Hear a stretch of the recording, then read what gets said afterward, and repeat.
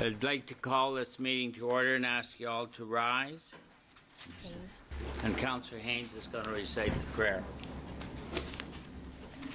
Grant us, O God, perception and patience, that justice, truth and honesty may be evident in our planning and governing. Make us aware of the needs of each part of this regional municipality. Save us from a parochialism that divides, and so create in us a desire for progress and responsible action. We pray that all our words and deeds may be in accord with thy will, to the glory of thy holy name. Amen. Amen.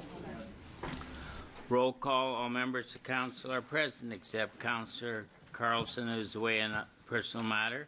Councillor Councillor Crombie is absent. Mayor Fennell is away on other municipal business. Mayor McCallion is absent. And all other members are present. Are there any declarations of conflict of interest by anybody on today's agenda? If not, could I have a motion then to approve the minutes of April 11th, 2013 Regional Council meeting? Dale and Fennell? Or Dale and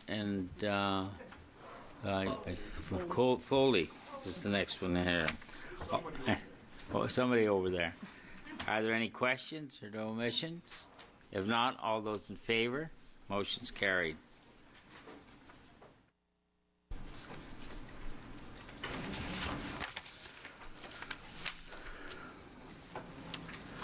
I've motioned then by Fonseca and Hames that the agenda for April the 25th, 2013 Regional Council meeting be approved. And I just want to say maybe for to handle, we don't have any delegations, but we did agree that we would kind of have a workshop in regards to the role of housing. And we're going to have it like a presentation, so we're going to run it through from a presentation point of view.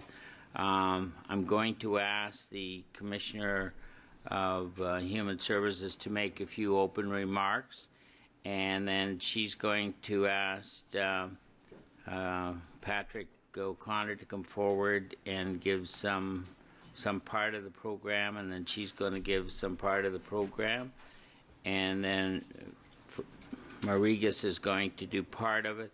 I also, Mr. President of Housing, we may want to move into housing at that point in time also, so that I would just ask now that the rules be waived if that needs to happen, and we'll have the opportunity to do that.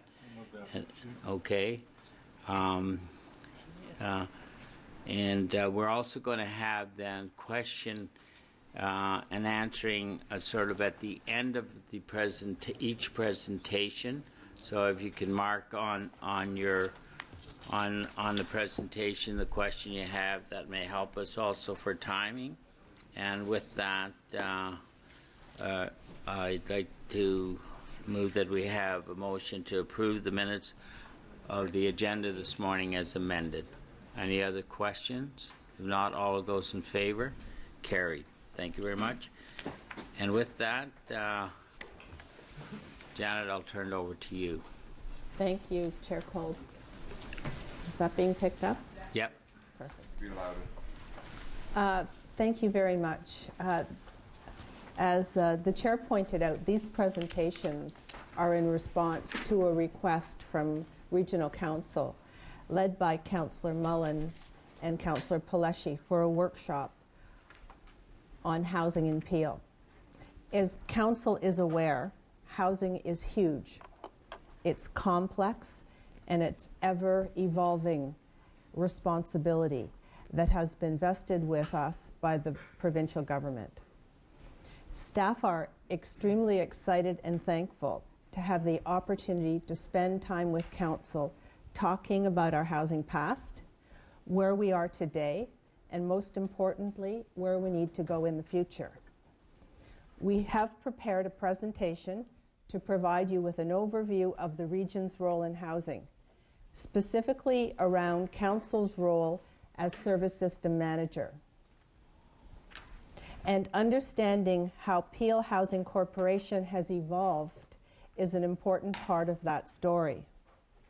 Some time ago, Patrick O'Connor, our regional solicitor, provided staff with a history lesson of sorts on Peel housing. And because we found it so helpful, we have asked Patrick to provide council with a high-level overview of this story. After this presentation on service system management, we'll then move to an overview of Peel Living's role as a housing provider. As the chair mentioned, that will be provided by Mariga, our general manager. So, I guess I'm doing this. So we will, there we are. We will provide you with a history of housing in Peel. Then we'll talk about the role of council as service system manager since 2001. And then we'll delve into the areas of funding, in particular operational funding and how we fund new development. So I'm just going to give you a little overview of the history of housing because the story of social housing in Peel involves all three levels of government. If you look at this chart, the bar at the bottom denotes the level of federal, provincial, and municipal involvement during each time period. So you can see the red, blue, and the light blue. But before I turn it over to Patrick to get into Peel-specific information, I'll just provide a high level of history in Canada. Social housing in Canada has its origins in the 1920s, when the federal government was challenged to house returning veterans from World War I.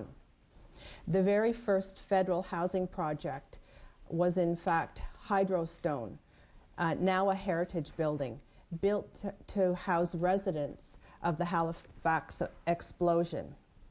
However, beyond that, involvement of the federal government in housing was limited until after the Second World War.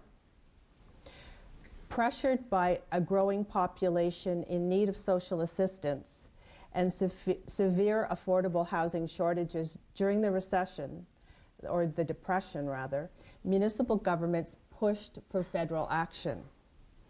The result in 1938 was the National Housing Act, which focused on improving lending conditions for lower income families. This resulted in affordably owned homes, and many of these war homes are still standing today. These were administered by Canada Mortgage and Housing Corporation, set up in 1946, a federal agency which continues to this day. After World War II, in the mid-40s, there was additional pressure on the federal government to house returning war veterans. Municipalities continued to advocate for a greater federal role in housing to address poor living conditions and urban slums. This resulted in clearance of urban slums and the start of government or publicly owned housing. And some examples are Benny Farm in Montreal, Regent Park in the city of Toronto, followed by others in St. John, Newfoundland in 1950. Thereafter, a combination of a number of growing social issues led to the Canada Assistance Plan that outlined federal provincial cost-sharing arrangements.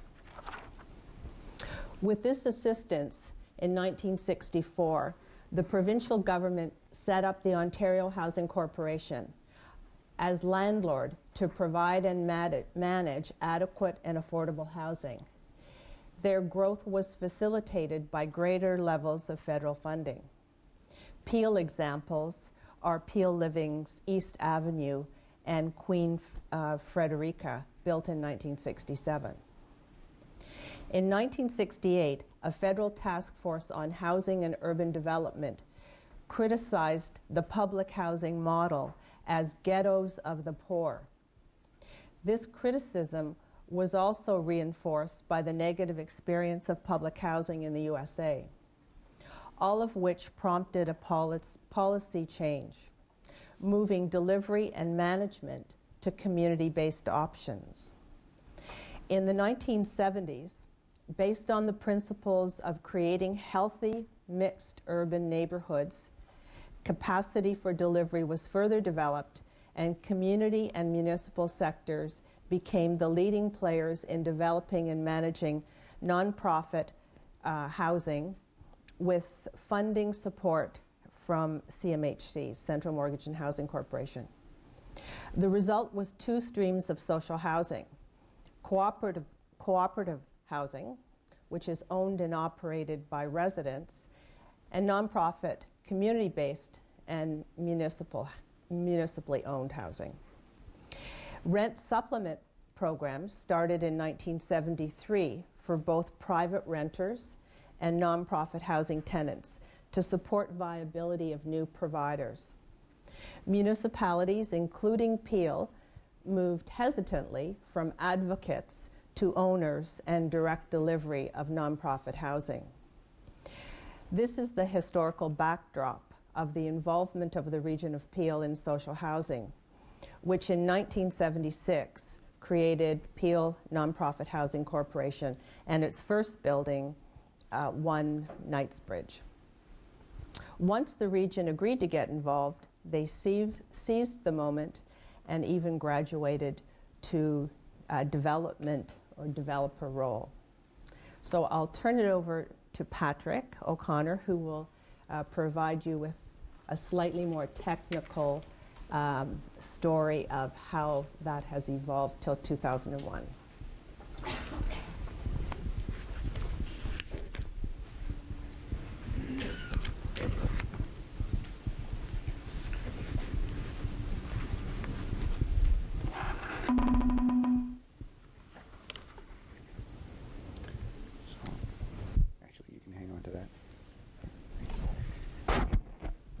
Okay, thank you, Janet.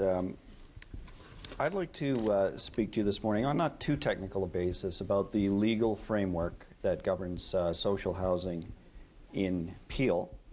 And by legal framework, I'm referring to the legislation that sets the legal background, and also to the nature of the legal entities that actually get the job done. Get the job done by providing oversight, by providing funding, and actually being the housing providers. So I've got about 12 slides for you to take a look at, but really they're all the same slide at the end of the day, if I can get to where it is. Okay. I should say also on this little chart that you saw, I'm going to be focused on the transition that occurred between the sort of provincial regime that you see up to 2001 in the dark blue at the top, and the transition over to where the municipality became the focus of social housing provision in Peel in 2001. So there's my basic graphic, and as I say, there are going to be about 12 slides, but they're all going to be the same slide based on this framework. So here's the situation that existed before that watershed year of 2001. You had the province at the apex of provision of social housing in Ontario, and it had as its basic piece of legislation the Housing Development Act. That was its authorizing basis. And in Peel, what we had was the Peel Nonprofit Housing Corporation. And I'm going to refer to the Peel entity throughout as Peel Living, but the actual corporate entity changed over time, and you'll see that happen here. So in those days, we had the Peel Nonprofit Housing Corporation, and we had from the province what people generally called public housing, which was provided by the Ontario Housing Corporation and the Peel Regional Housing Authority, which is the middle entity at the bottom there. And then you had, and will continue to have throughout this presentation, the community-based housing providers. They're a constant on the scene. So in a little bit of greater detail, the Housing Development Act provided the province, and continues to, it's been a constant as well throughout, still in force today. It provides the province's legal authority to be in the business of supporting social housing through its ability to make grants, to provide loans and subsidies, the financial end of things. It also provides the province with direct development authority, which it doesn't really exercise these days. And it provides the province with the authority to enter into the myriad of agreements that it continues to enter into, again, chiefly in connection with its financing role. So that piece of legislation is important. We don't hear a lot about it. It's been there all along, continues to be there today. Focusing for a moment on that old entity, the Peel Nonprofit Housing Corporation, or Peel Living as it was back then prior to 2001, it dates from 1976, so it had been on the scene for a long time before the watershed year occurred. And it was a non-share capital corporation, a membership corporation. Essentially, the members controlled the corporation, and the members were members of regional council from the get-go. There was a little bit of an interlude, I think, just reading the historical documents where there were some non-members of council. That was before my time, in, I think, the mid-'80s, but it didn't persist very long. So for the most part, Peel Living in those days, councils were the members. The Ontario Housing Corporation, or the provincial public housing entities in Peel, split between Ontario Housing Corporation and the Peel Regional Housing Authority, with Ontario Housing Corporation actually owning the public housing properties. Legal title vested in Ontario Housing Corporation, and it was a province-wide entity, and it owned the public housing across the province. In Peel, the Peel Regional Housing Authority, which I think some members of council actually sat on from time to time, provided an oversight role back in those pre-2001 days for the public housing in Peel owned by Ontario Housing Corporation. And then you had, and continue to have, the community-based housing providers, and that encompasses a series of legal entities, cooperatives, and nonprofit housing corporations. And today, I'm jumping forward to today, there are 46 such entities. I don't know how many there were in 2001. So what was the first big change that occurred to that structure with the watershed year? That watershed year is the enactment of the Social Housing Reform Act. And the first major step is illustrated graphically here on this slide. When we had a transfer of ownership from the Ontario Housing Corporation and to a new entity created by the legislation. It was a kind of an interim vehicle, and it was called the Peel Regional Housing Corporation in Peel. It received ownership of that Ontario housing stock. Peel Regional Housing Authority was dissolved at the same time, and its sort of operational or oversight responsibility for public housing was transferred at the same time to that same interim vehicle. So for a brief moment in time, I think it persisted for several months, that public housing stock's legal ownership and oversight responsibility is vested in this PRHC. It's a local housing corporation. It was created by the province under the legislation, and the region was the sole shareholder of that interim vehicle. So the structure now looks like this. The Social Housing Reform Act has arrived on the scene, and instead of that provincial entity, Ontario Housing Corporation / PRHA in the middle, we now have this interim vehicle, the Peel Regional Housing Corporation. The next major step in the watershed year, the next major effect of the Social Housing Reform Act, our old Peel Living, the membership corporation, and the new interim vehicle, which has just received the public housing stock and oversight responsibility for it, that is the Peel Regional Housing Corporation, they are taken and merged through amalgamation into the Peel Housing Corporation that we have today, the new Peel Living. It too is a share capital corporation, and the region is the sole shareholder. So effectively, we've rolled the provincial public housing business and the regional public housing business into one entity. The province brought to the table, as you can see from the graphic here, on the order of magnitude of 1,000 units. Peel Living brought to the table about 5,500 units into the amalgamation. So what do we have in place now? Social Housing Reform Act has arrived. Today's Peel Housing Corporation, or Peel Living, is in the middle. Region is the sole shareholder, and those community-based housing providers are still out there.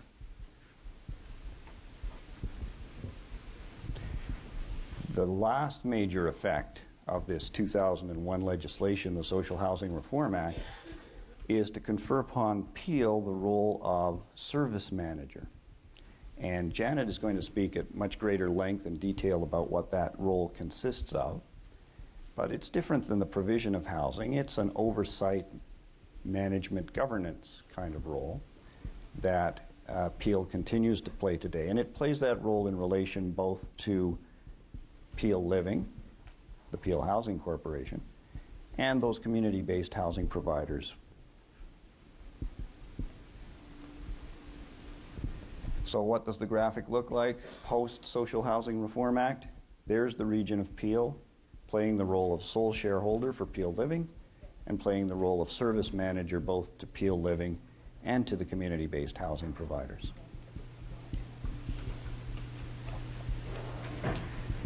To bring us up to date then from 2001 to today, we now have a new piece of legislation in place. It's the 2011 Housing Services Act. It came into force at the beginning of 2012, and it repealed the old legislation. But it was not a watershed change. It was not revolutionary. There's no fundamental shift under this legislation. What it does do, it imposes more comprehensive planning requirements on the region. An integrated housing and homelessness plan is something that has to be developed by the beginning of 2014.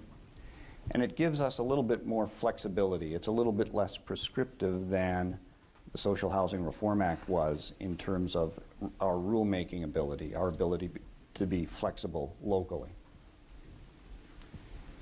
So with the arrival of the Housing Services Act, you'll see the graphic hasn't changed a whole lot. Peel still plays its role as sole shareholder of the Peel Living. It still plays its role as service manager to the community-based housing providers. Now, just one last thing I should mention to you. What I haven't put on this graphic, and which you should keep in mind, is that in addition to Peel Living, Peel has developed, I think there are 6 different projects which it directly owns for the direct provision of housing. And it doesn't really fit on this graphic, except if you would notionally under the heading of community-based housing provider.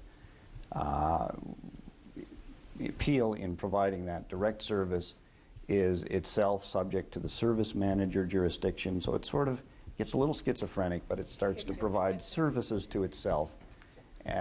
You should just bear in mind that it wears that kind of direct provision of housing role in addition to its other hats.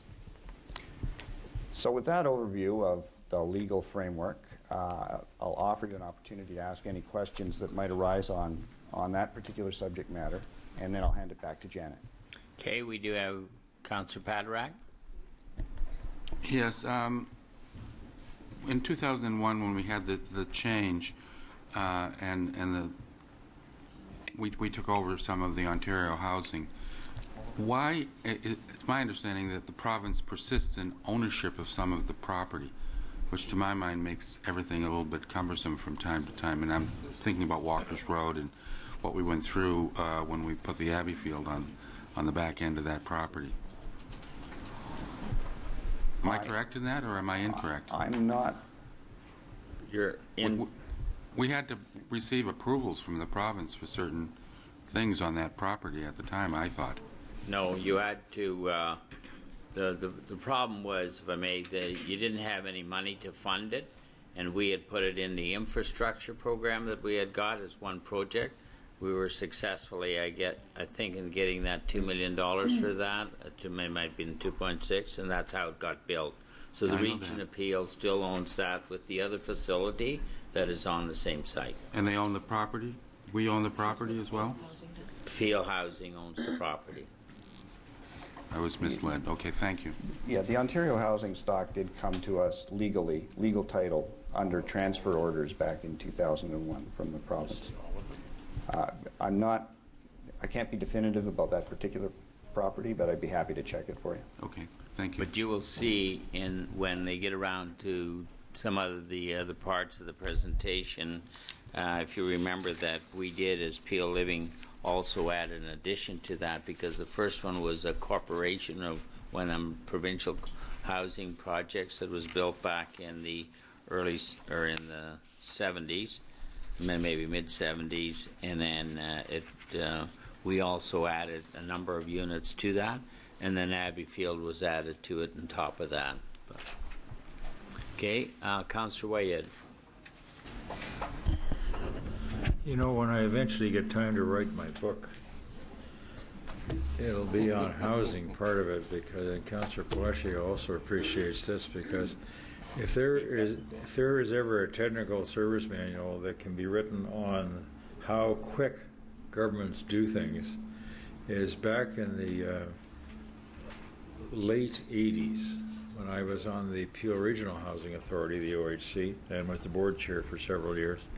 We talked about amalgamation way back then, and it went through these painful, torturous steps, and you're right, all the assets did come over from OHC, and that was the hardest part of the negotiation, was to convince the province that it wasn't a bonanza sum of money that they would suddenly get as these properties were devolved, that they could go and spend on something completely different, water skiing in Lake Ontario, whatever they wanted to do with it, by putting it in the general fund, which was what they used to do. So I've just found it interesting over the last 25 years to both be part of it and to watch this evolve.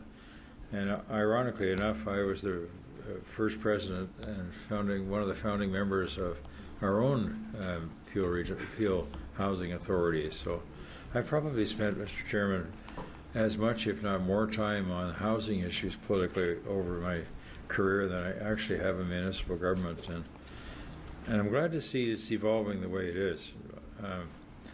My concern, though, is that we're becoming permanently endowed and indebted by trying to provide for adequate housing for people in Peel from the property tax base.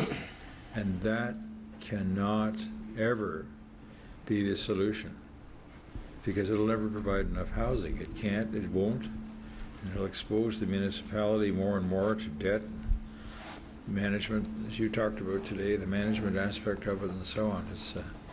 We have to keep lobbying to start to roll this, at least roll funding towards us again, or roll the responsibility back towards the province where it should be, or the federal government. Thank you, Mr. Chairman. Richard, just to give you an example of your first question of what they Councillor Paterak, what they transferred to us was the example like the one that's in Caledon Village, which was built by the province, and then that's the ones that they had turned over to the Region of Peel. And I don't know how many in total there are those in, but there were in different communities. Councillor Sprovieri. Thank you, Mr. Chairman. I'm not sure whether this is the appropriate time to ask these questions or not, but if it's not, maybe is this the? I just wanted to get more details, Mr. Chairman, on the way we operate at Peel Region with our housing. Mainly, the new units that come on board. Are they made available to Peel Regional residents only, or are they made available to anyone in the GTA, in the province, or? I think, Councillor Sprovieri, that'll be addressed in the presentation. Okay. If you just wait and then ask the question. Thank you. Thank you. Okay, thank you very much, Patrick.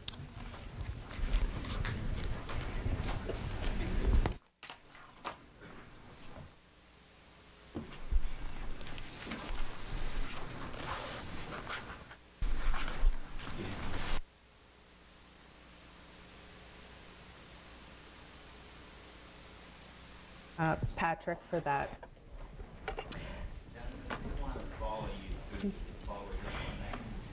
You do have the presentation. There are a couple of slides that we have changed that I think the clerks have handed out to you. So I will try and point those out as we come up to them. We also have given you a little resource binder that provides you with some historical information, some information on roles and responsibilities of the service system manager, our Peel housing strategy, information on our long-term affordable housing strategy, and new developments. And you actually have profiles of the community-based projects throughout the region, and some information on Peel Living. So let me move ahead to, from talking about Peel Housing as a service provider, but talking about the region of Peel and the role of service system manager. Peel Council acts as service system manager of housing in Peel, and this is a $168 million annual operating responsibility. In 2001, Peel Region was the first municipality to assume service manager responsibilities for housing administration, including the 46 community nonprofit co-ops transferred from the province and federal governments. We now have 5 key accountabilities as a result. Council is responsible for system planning, managing eligibility for social housing, including the centralized wait list, asset sustainability. Janet, may I interrupt you? If you want to follow it, it's in your agenda, and it's actually page 19 that she's on if you want to follow that through. Sorry. See, thank you. Thank you. It was sent out to you. It should be part of the agenda package that was sent, the council package, in the regular part of the agenda. Should look like this. Page 19 in that agenda. Sorry. I'll continue. So what I'm doing is focusing on the 5 key accountabilities that are vested with the service system manager, which in turn is the region of Peel Council. So there's responsibility for system planning, the management of eligibility through the centralized wait list, asset sustainability of the whole system that Patrick talked about, operational viability and compliance for all those community and public housing, and we're also responsible for new development. So as Patrick pointed out, the role of council has evolved from one of shareholder to one of custodian of a number of buildings, now to the role of steward for the entire system.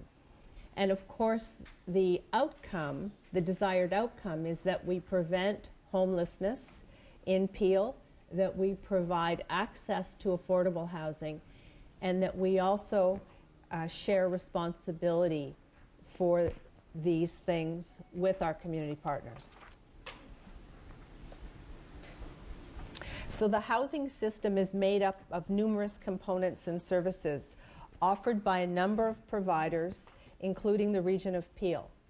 And you would be familiar with many of these.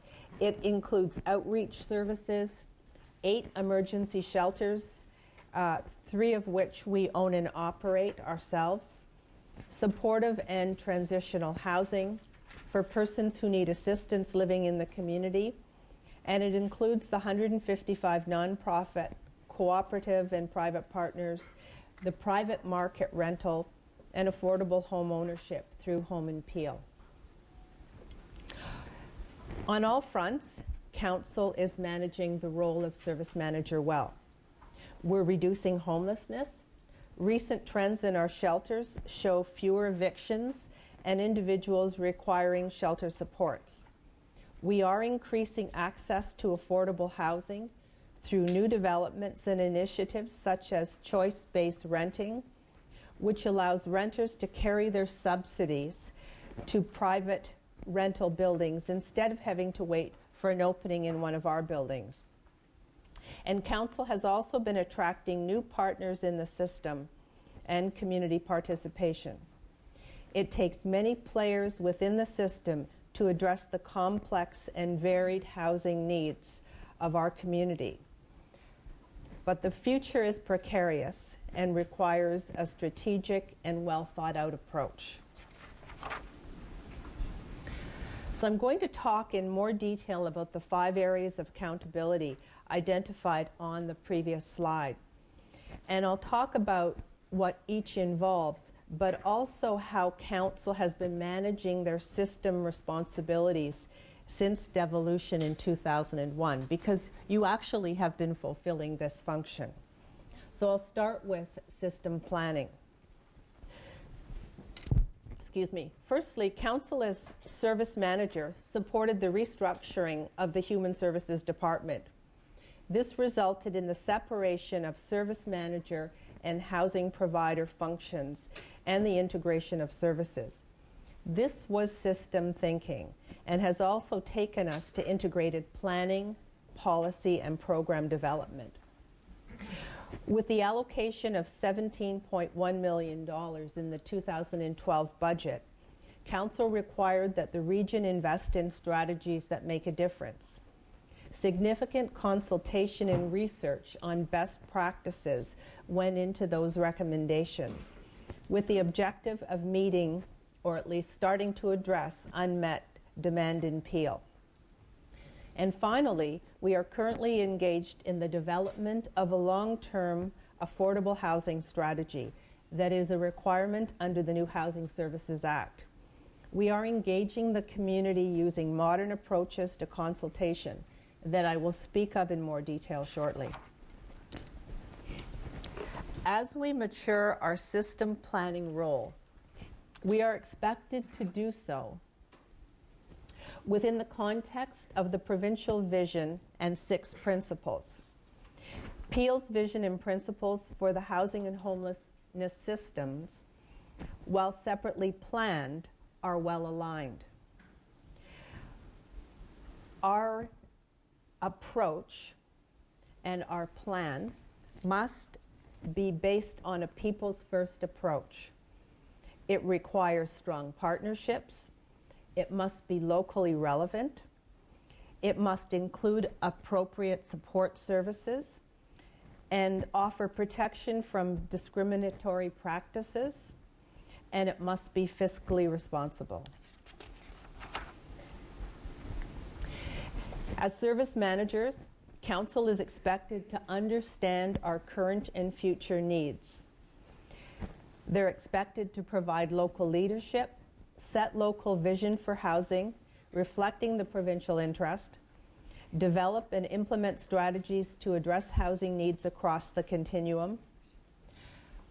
They're expected to consult with the community to develop and approve local housing and homelessness plans, treat housing as a system that is well aligned with other existing plans and planning processes, such as local municipal land use, our regional official plan, our human services plan, economic development plans, and of course our long-term financial sustainability plan. The 10-year local plan is a strategic plan. It's intended to be aspirational in nature, and it is required by January 2014. The provincial government will review and comment on our plan prior to final council approval, but they will not approve the plan. That is a local responsibility.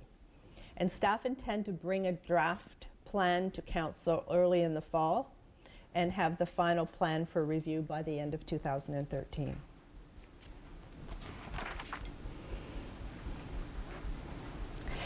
Patrick has described 2001 as a watershed point in time for the region of Peel, with respect to our changed role in housing. 2011, while not transformational, takes the council system planning responsibilities even further.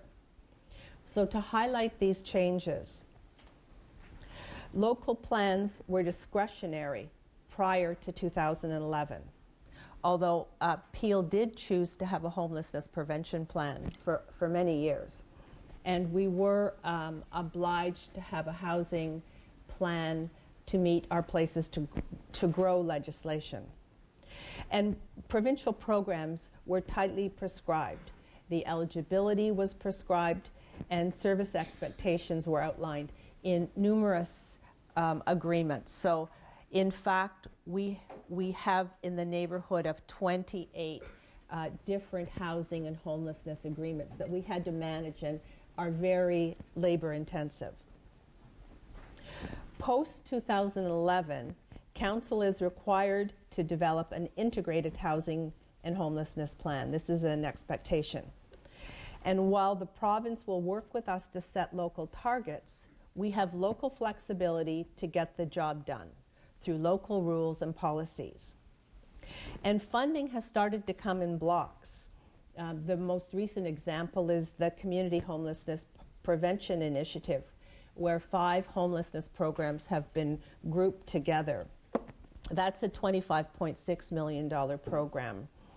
And it also resulted in the elimination of the community startup benefit in social assistance, with some of the funds transferred to the housing system. I'd like to point out that the fact that Peel has an integrated human services department made this transition seamless to our clients. That's because we're focusing on the system versus individual programs.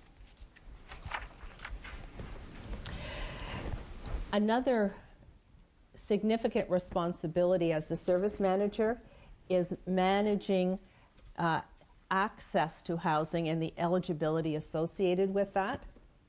Before devolution, individual housing providers kept internal wait lists for subsidized units, and Peel Living did the same thing.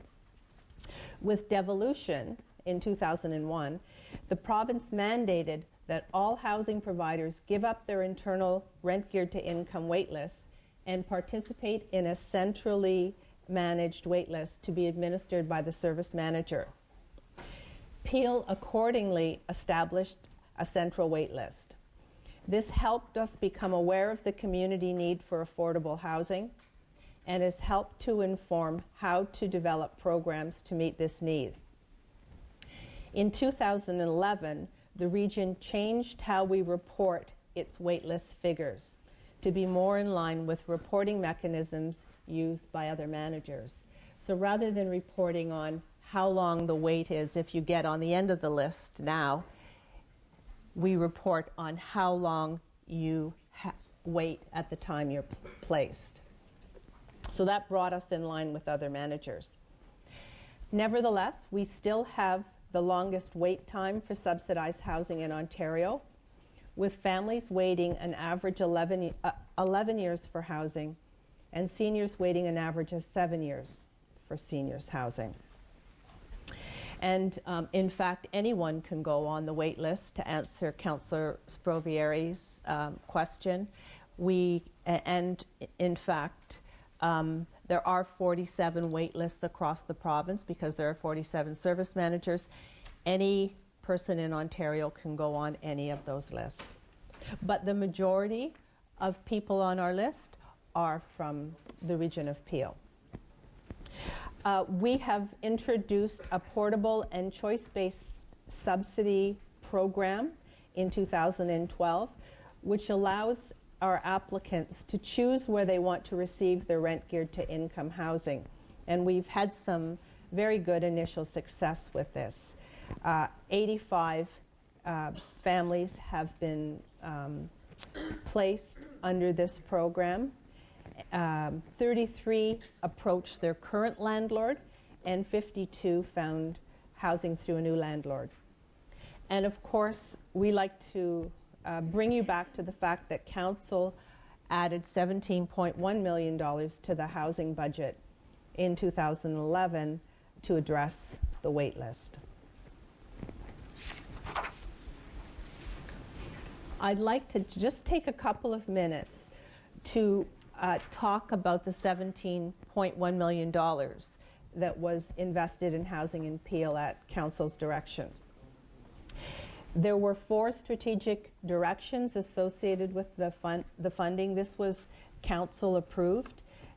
Number 1, to increase the actual number of rental assistance recipients, to increase rental housing supply, so stock, increase access to home ownership, and to enhance housing stability. So as of December 2012, a total of 830 new rent geared to income units were added. And as I mentioned, portable and choice-based subsidy has been offered. 92 new Peel rent supplement families have been added, and we have signed 60 new rent supplement agreements with landlords. So we go out to new landlords and say, will you do business with us? Will you take our people from the wait list in a subsidized arrangement in your housing? And that's a market that we have to tap into. And over $15 million in 2011 was put in reserves to help us leverage federal provincial money as it becomes available. In 2012, home ownership became attainable for 81 households through our regional Home in Peel program, bringing the total number of families assisted since its inception to 361. And this is where we give families a forgivable loan towards a down payment on their house. If they sell the house within, I think it's a 20-year period of time, with a profit, then the money comes back to us, is repaid with interest. And we have been funding St. Leonard's expansion starting in 2012. And we have also used the Housing Investment Plan to supplement the demand for arrears assistance on regional and provincial programs, which in 2012 supported 252 tenants and 18 homeowners with rental and mortgage arrears.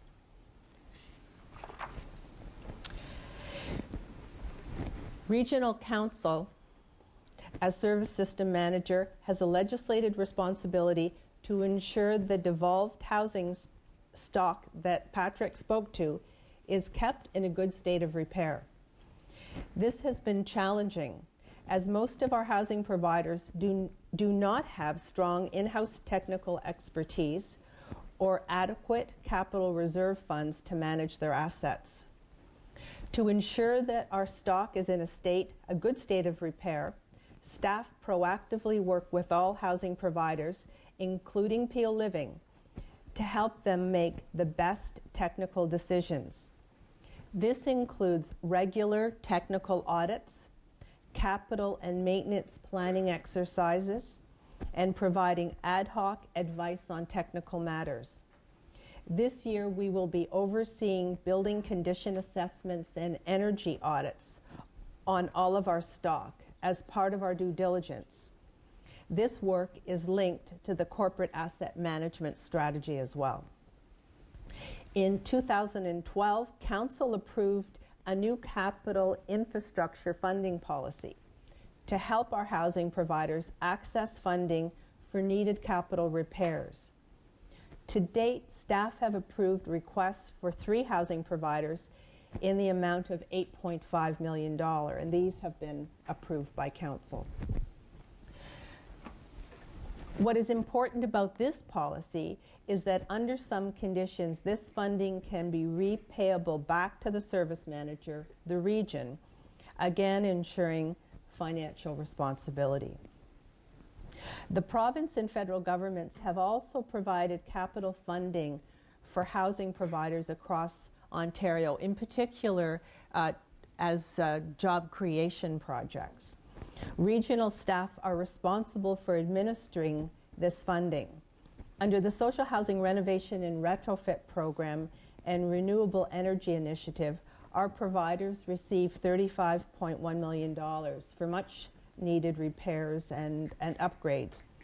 Although this was a welcomed investment, it did not fully meet the capital deficit of most of our housing providers. And that's the case across the province.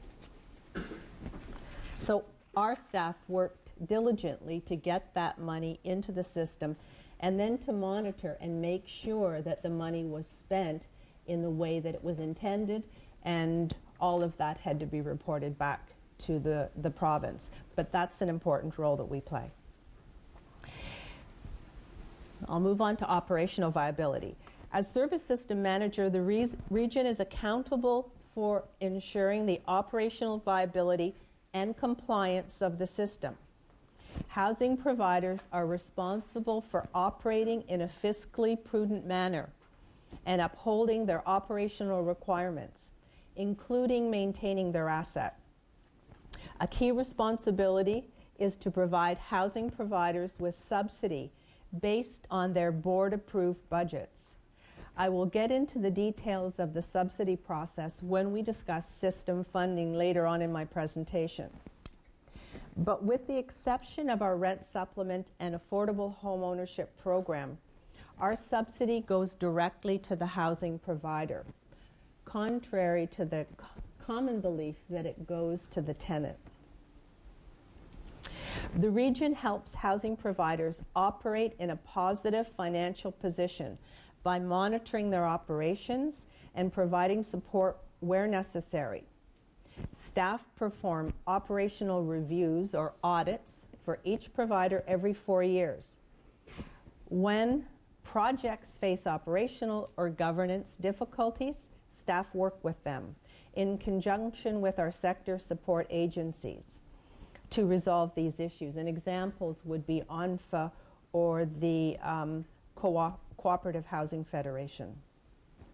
3 times a year, the region hosts educational sessions for housing providers, staff, and board members. This includes a joint Saturday session for board members of co-ops with the Cooperative Housing Federation. And the current focus has been working on creating local rules required for housing administration under the new Housing Services Act, and developing strategies for the end of operating agreements, which I will talk about in more detail over the next few slides. Our approach is in line with the 3 pillars of the corporate long-term financial sustainability plan: financial sustainability, financial vulnerability, and financial flexibility.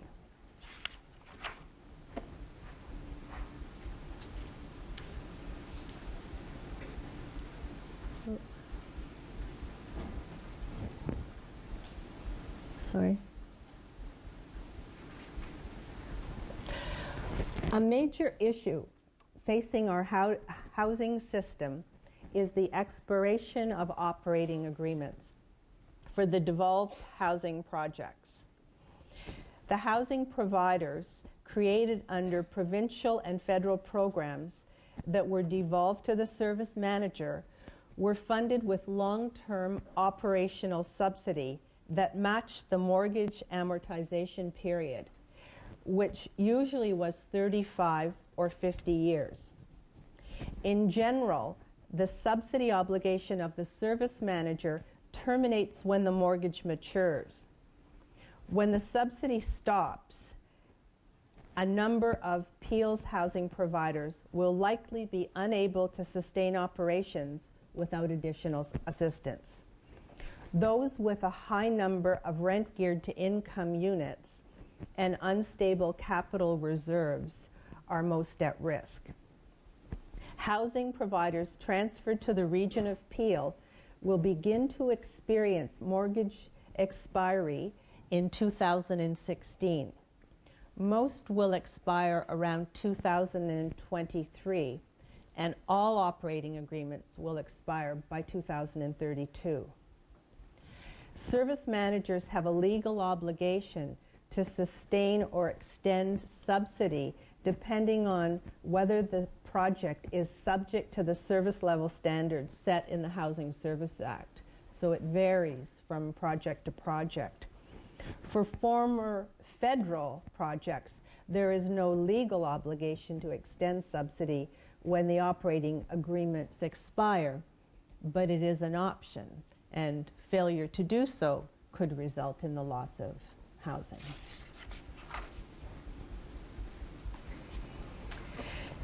The Housing Services Act gives the service manager increased flexibility to create rules regarding housing administration issues that were previously prescribed by the provincial government. The categories of local rules that were required to develop are listed on the side of this slide.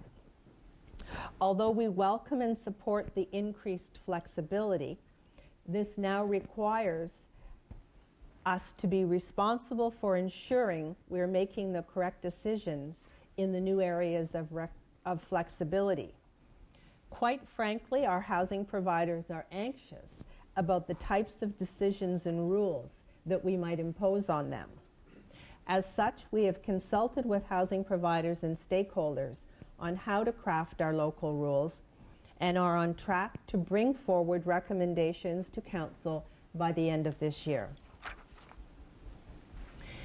Before we leave the operational viability, I'd like to highlight an area where we've made significant strides in improving support to housing providers and tenants. Under the Social Housing Reform Act and the Housing Services Act, residents receiving rent geared to income can appeal decisions made by their housing provider about the amount of their subsidy and their eligibility. These appeals are made directly to the service manager. In 2007-08, the region embarked on a new resolution-focused approach to appeals, which resulted in a decrease in the number of appeals lodged and a reduction in the number of decisions that were actually required when appeals were made. The reduction in the number of appeals submitted was largely due to providers, particularly Peel Living, resolving issues internally before formal appeals were made to the service manager. And many of these appeals involved community legal clinics and legal costs to the service manager and Peel Living, so more taxpayer dollars. Mediation processes seek a win-win solution and have benefited tenants, us managing the wait list and eligibility, and of course the housing providers.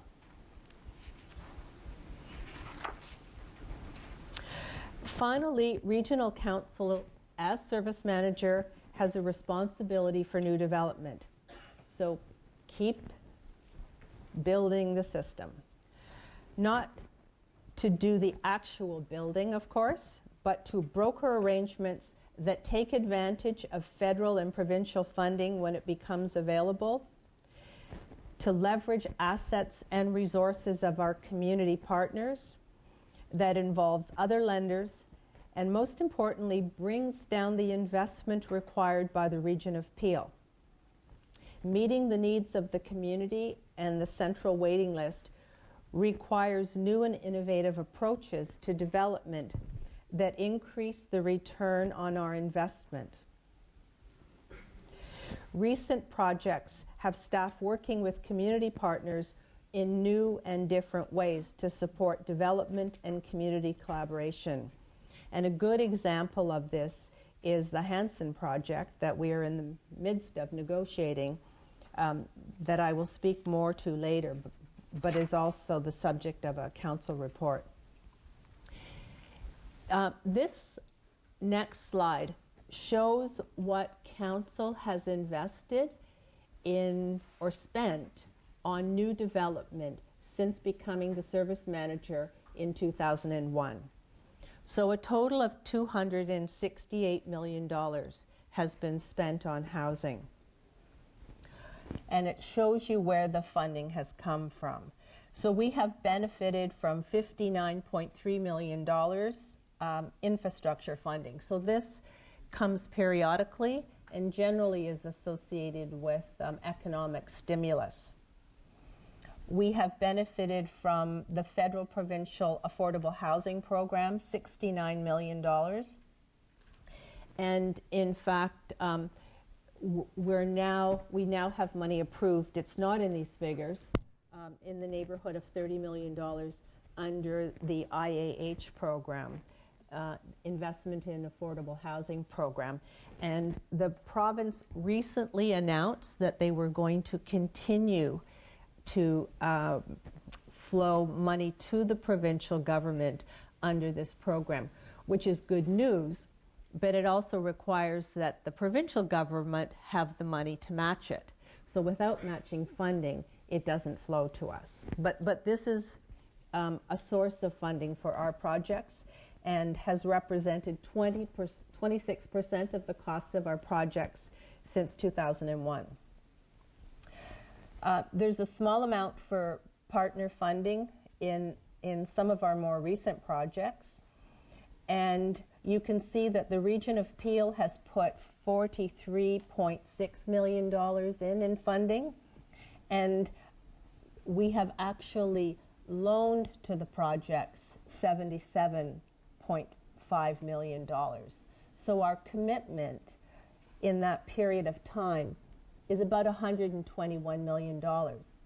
Now, the 77 we'll get back in repayments, but for the time being, it's gone, until we get it back. And those are longer-term recoveries. So the next two slides outline all the projects over the last 10 or 12 years.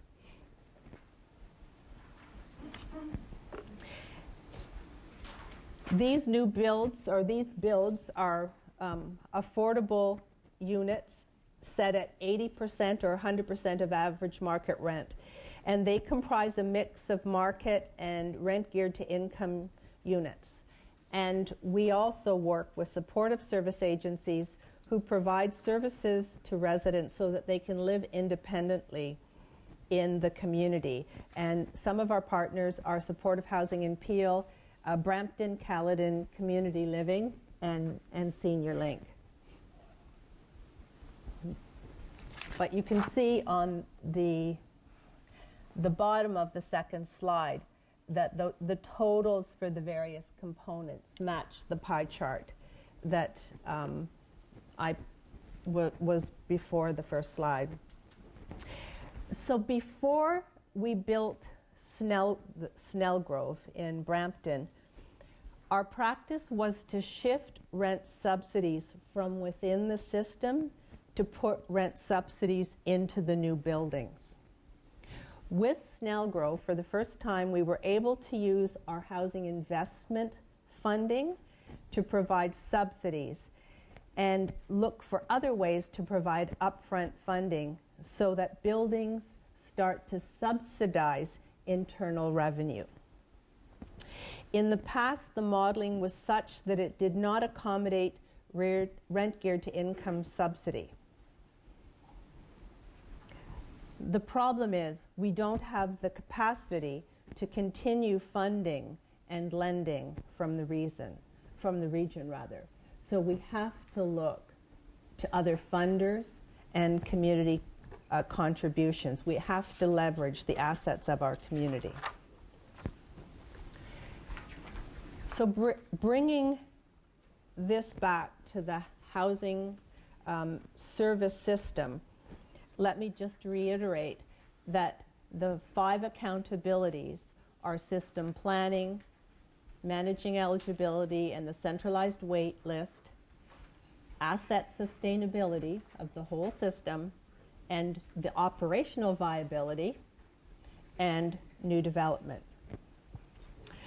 The overview I've provided work together, and these accountabilities work together to help prevent homelessness and increase opportunities for affordable housing, which, as I said, depend on a shared responsibility between the region, local community, and private sector partners and other levels of government. The system is complex and the needs are great. However, we are making strides in our plan of delivering an array of services and programs to help address residents' needs. So I think I might just pause there before I move on to talking about system funding and entertain any questions with respect to service system management. Councillor Mullen. Yes, thank you, Mr. Chairman. On page 31, the issue of appeals have been a concern to us over the years, and I'm just looking at 2008. You had 408, and then a dramatic change in 2009, 2010, 2011. And now it appears that we're right back up, because what I have in my book is 392 for 2012. Why is there such an increase? Yeah. I don't know the answer to that off the top of my head. I'm looking. Does somebody else know? Michelle? No. No. We can look into that. Nothing that jumps to mind. I think the important thing is that we're mediating them. They're not having to go the full process. So we're saving the time and energy and costs that used to go into a formalized appeal process. But we can look into why there's a jump in 2012. Maybe that should come back to Appeal Living meeting, because I think it's important. We had discussions several years ago about it, and I know that you put in place a lot of different efficiencies to address it, but that concerns me, because you're almost back up to where we were in 2008. Yeah, and I'm not sure, through the chair, if this is driven by something that's happening in Peel Living, or if it's the result of something else that's happening with the other providers in our community, because it captures all of them. And I'm just wondering if it was, didn't see it here over the weekend when I was reading it. Is it possible to have a slide that shows, since the downloading of housing at the regional level, the actual tax dollars that have been put into housing every year since the downloading? Could we have that chart? Yes, we can get that. We don't have it today, but we can get that. I'd like to have that as part of this package, and if it also could be brought back to Peel Living, I'd appreciate it.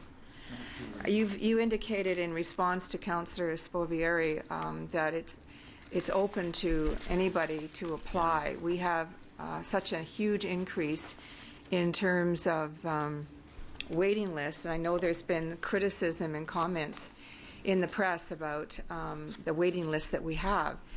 If you have Peel Regional tax dollars going in to housing and it's open to anybody, we're obviously drawing from other parts of the GTA. I think there has to be some kind of connect to the taxpayers and to the waiting list. So I think that's something that we need to discuss at some point in time. And I guess the other issue, again, is not for today's discussion, but the 4-bedroom scenario. I was talking to President Pellecci. I wasn't aware that we were moving in the direction of 4 bedrooms, and so I'd like to have that discussion at some point. Certainly happy to have that discussion. We do have some larger units that we're piloting. We're trying that out in Credit Vale Mills, but the short answer is that many families on our waiting list need the larger units, whether it's because they're blended families or they've brought families from other countries. There are a number of reasons, but families with lots of children need bedrooms too. But I'm happy to have that discussion. David wants to respond maybe to your other one answer, please. Thank you, Mr. Chairman. I would just recommend, Councillor Mullen, that we bring the questions that you've asked back to Council. The reason we've structured this presentation the way we have, talking first about the service system management is because service system management is council's role, and it's not Peel Living's role. Peel Living is just one of 47 providers. So the questions you have asked are questions related to council's role in the system. So I would recommend we bring them back here. The questions about the appeals, because it's not just appeals to Peel Living, but it's appeals from all 46, all 47. So I'd like to see a breakdown by provider. Who is appealing? Is it Peel Living residents or somebody else? And also the money, the allocation of Peel tax dollars goes right across the system, not just to Peel Living. And I understand that, so Okay. whatever is the best format's fine with me. Thank you. Thank you. Okay, Councillor Sprovieri. Thank you, Mr. Chairman.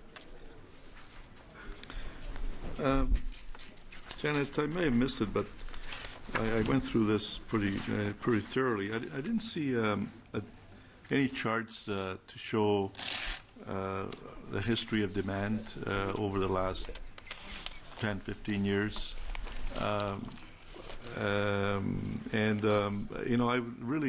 I think it's really would be helpful for us to have that kind of stat to see how we're where we're headed. Also, if staff have done any projections on future growth demand based on the trends that we've been experiencing for the last number of years, and I'd be interested to see that, to see exactly where we headed for, and what's driving the demand, whether it's new immigrants or whether it's perhaps it's single family demand for more single families coming on stream than in the past. That sort of information I think would really be helpful, because it would be. I think it's important for us to understand exactly where we've been, where we're going, and because we're all, there's pressures everywhere with financial pressures, and we're going to have to make some hard decisions. We heard the last meeting from a financial person about where we're headed with the region, and the challenges we're going to have in the future. So I think we all have, and of course, where the other issues, how many people from outside the region are really on our list, and if it's growing or whether it's stable, and I mean, all these things are important for us to have this information. Thank you. That's a good question. We fully agree. We can have a backward look at the wait list, bearing in mind that we only had to establish a wait list for the region in 2001 with our new responsibilities as service manager.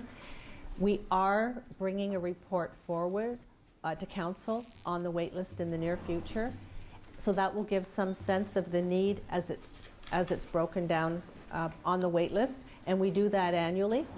Our planning process will help get us there. So we actually have a housing plan that was developed as a requirement to our places to grow requirements that set out some projections for housing for us. So that will be part of our planning process. I would caution that even when we have the discussion around the wait list, however, that because our waiting times are so long, it doesn't necessarily accurately reflect the wait in our community, because some people obviously don't have the time to wait, so they may not even get on the wait list. But it's an indicator of need, and that will be coming forward in the near future. Okay, thank you. Councillor Palashi. The answer to the waiting list is there's lots. Every year there's lots. And it never seems to, no matter what we build, the waiting list still gets greater. And probably one of the major reasons is the economy, I think would be one of the factors. My question is on page 34, the new development slides. And I guess what I would like to come back at some point and I look at some of the major projects that we've done over the 200 unit mark, sorry. But I look at on the one slide, sorry, it's on the second one, Janet. Second page, where you're dealing with, we've got 3 major projects. And I'm kind of surprised at some of the cost differences. You look at Creditvale Mills, 250 units at a total capital cost of $53 million. And then you look at Villa Polonia for 225 units, 25 less, and you're $4 million higher, almost 5, at $57.9 million. Then you drop down to the Legion at 200 units, and they're the cheapest of those at $46 million. So I see quite a difference. I mean, you look at the two there, Villa Polonia and Canadian Legion. I'd like to, I guess, look at some point, not today, but to come back on a breakdown to relook at these projects on how we did them and what was the reason for such a difference in costs. Sure. Those are good observations, and it's part of the discussion that we'll have at what we look at when we look at development. I can tell you a number of factors go into the cost of a project. Oh, I'm sure there are. I know that. But the most significant is development charges. And for instance, in the Legion, because it's a Region of Peel-owned building, we haven't incurred the costs of the development.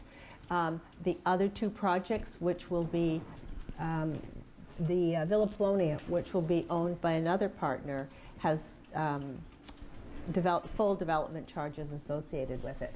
I mean, there are factors that go into every construction project, and those influence the ultimate cost of the project. Okay. David wanted to make a comment. If I could, Mr. Chairman, and Janet, could you also report back on cost per unit? Because of the 3 that were cited, it's my understanding that Creditview Mills actually highest total capital cost, but was lowest cost per unit, $213,000. The Legion is $230,000. So there's a number of different ways of looking at this. So I think we should also include the cost per unit. I want to critique basically every project. I don't think we've done that in the past, and I think it's time, especially with us doing joint projects with other partners, and that we need to look after it or look at it after it's done. I'm not worried about I'm not so much worried about the 4-bedroom. It's the 5-bedroom that I still have a real problem with. In dealing with that, I know that I was told there was a whole lot of people on a waiting list for 5-bedroom units, but I don't know. I don't know if we should be in the 5-bedroom building unit in that unit. So because we'd be happy to report back on the experience with those. I can see those units being rented out as a rooming house, 5 bedrooms, right within our own buildings by somebody else renting them out. So, thank you, Councillor Sanderson. Yes, thank you, Mr. Chair. Janet, also under partner funding, I thought the Legion, there was a portion of partner funding there as well, was there not? No. Nothing at all? No, that's our building and our development. No. But I thought the Legion has a floor or something in there. Not in the first one, No, but I think it was looked at in the second one, Councillor Blue. in the second one that they were going to have access to. So. There was talk of a phase 2. You may be referring to that. Okay, But all right. that did not materialize. Okay, thank you. Hey, you may move on. Okay.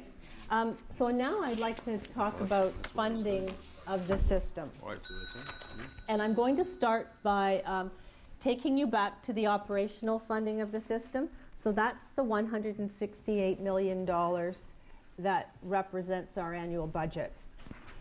When the provincial programs were devolved to the region, the province provided us with the tax room to fund the downloaded programs by eliminating the education tax payable by the region. The intent was that it would be cost neutral.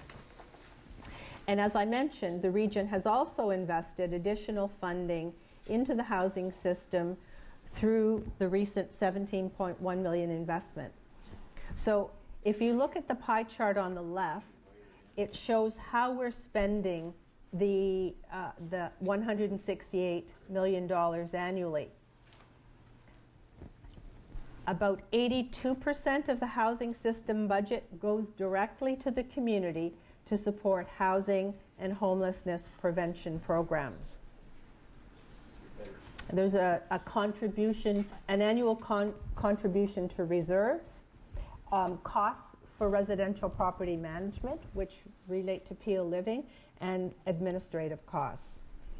The funding sources are primarily the region, and this includes the devolved relationship with the province, some flow-through money from the federal government that has remained fairly consistent, and the provincial government.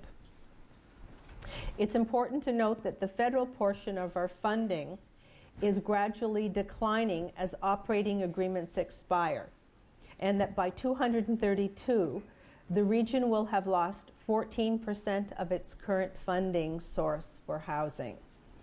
Although this will be offset by a reduction in subsidies that we will have to pay out, there is a further impact to the region's revenue source that we'll have to plan for. In essence, because mortgage rates have been less than anticipated, we haven't had, as a service manager, to pay as much on the mortgages that exist and are expiring. What that has done is give us a little bit of a financial buffer that we've relied on, but will also disappear at the end of the agreements.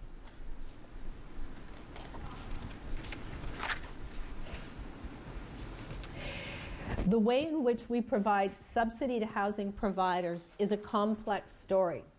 This chart depicts the different types of subsidy that the region as service manager provides. As you can see, there are 5 types: mortgage, capital, operational, rent subsidy, and property tax. And the subsidy mix depends on the program. This chart is less about describing the different types, but more to show the competing demands within our system. The subsidy arrangements for most of these programs have been set by the originating housing program, and we inherited the housing or the funding arrangements as part of the download. We do have more control over the subsidy allocations for the post-2001 affordable housing projects. In the earlier projects, the focus was on setting the startup capital, and there was not a lot of focus on ensuring the funding formula sustained operations post-development. In more recent builds, we have intentionally looked at ways to ensure a more stable subsidy stream for new units. This has allowed us to manage our system in a manner that responds to community need by reducing the wait list. This chart shows the funding formula for housing providers subject to the Housing Service Act, which is the majority of our housing portfolio. The total subsidy provided is based on an operational subsidy, a rent geared to income subsidy, and a property tax subsidy. So if you look at the top row A, we actually look at the operating costs of each project plus the mortgage costs less their revenue, their rental revenue, and identify an operating subsidy. We look at their market rent for RGIs, what they would get, minus what they actually get for a rent geared to income subsidy, and then we subsidize the actual costs associated with their property tax. Those that are in a box are subject to control, and those that are in a circle are not, so they're actual costs. And the province has actually benchmarked a lot of the costs, so providers can only go up by a certain amount every year. It's important to note that we do not fund individual tenants, but rather the housing provider, who in turn provides subsidy to the tenant. So the tenant pays the landlord what the service manager, we, say they can afford. And that's according to a provincially set formulary. Now, there is a different funding formula for every program. I've just given you the one that is the most common.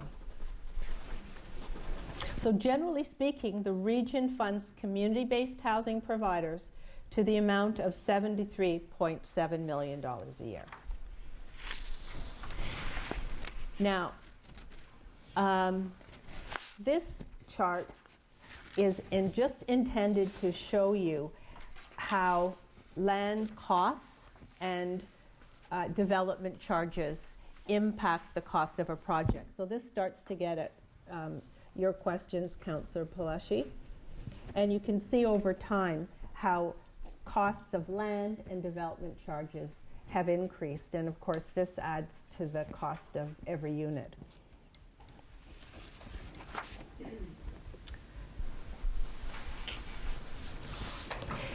So since 2001, the business models established for housing have been changing. In the traditional model, we got federal, provincial funding.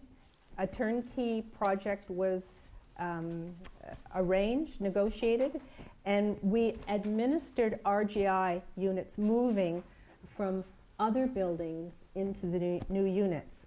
So overall, the capacity didn't increase. We were able to achieve 80% affordability of market rents, but we weren't making an impact on the waiting list. Most of the projects stayed within Peel Living, or more recently, the Region of Peel portfolio that Patrick talked about, so that we could avoid the development charges. But now, we have another housing provider in Peel, the Region of Peel. And so modeling is required to bring our costs down. If you look at our costs thus far, like the average, our cost for our investment in those 1,000 plus units is about $32,000 from the Region of Peel in funding per unit. If you add the financing that we've included, which of course is recoverable over time, but if you add that in, it takes it up to $89,000 per unit, which is something that is not sustainable.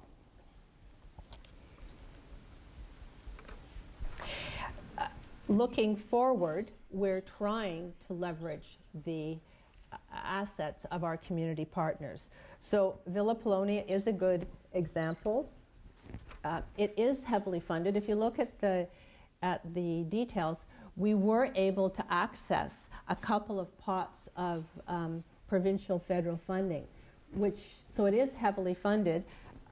Villa Polonia is making an investment themselves into the building, but we also have a long-term 50-year commitment for the self-funding of RGI, rent geared to income units, for 50 units.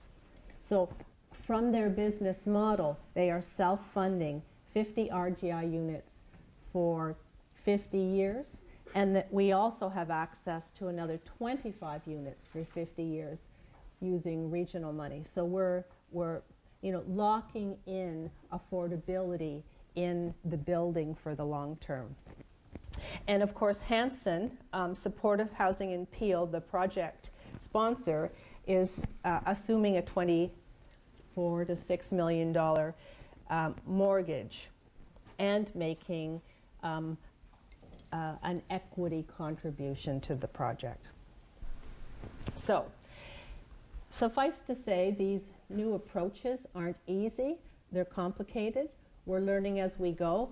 It's requiring that we're involved with many more players and partners than we are in the past.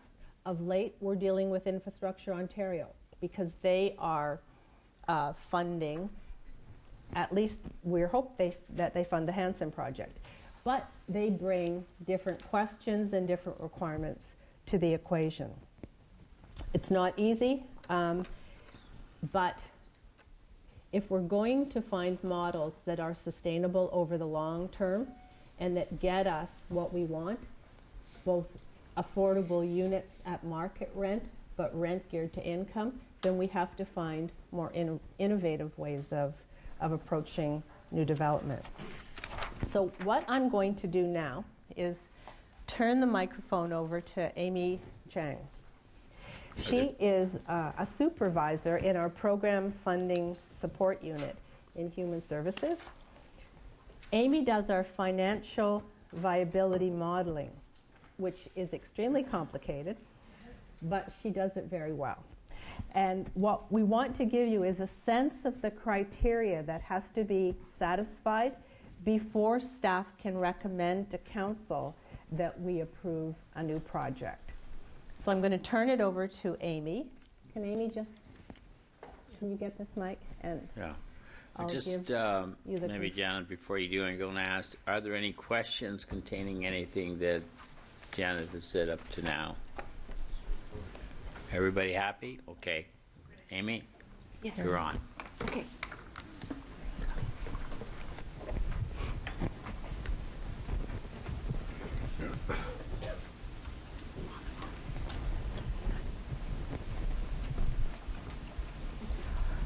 So when we are preparing model for development, there's some criteria that we have to meet.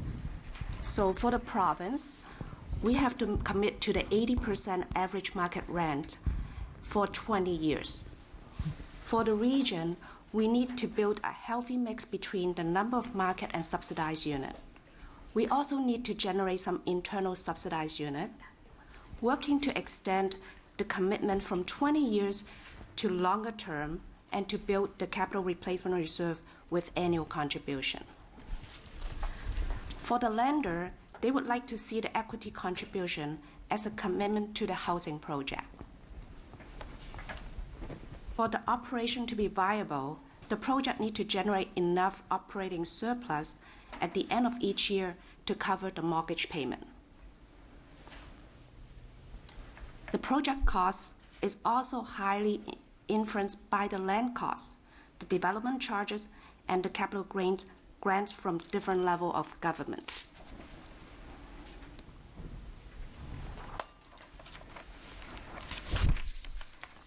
So when we build a viability model, we have a lot of component and process that we are using.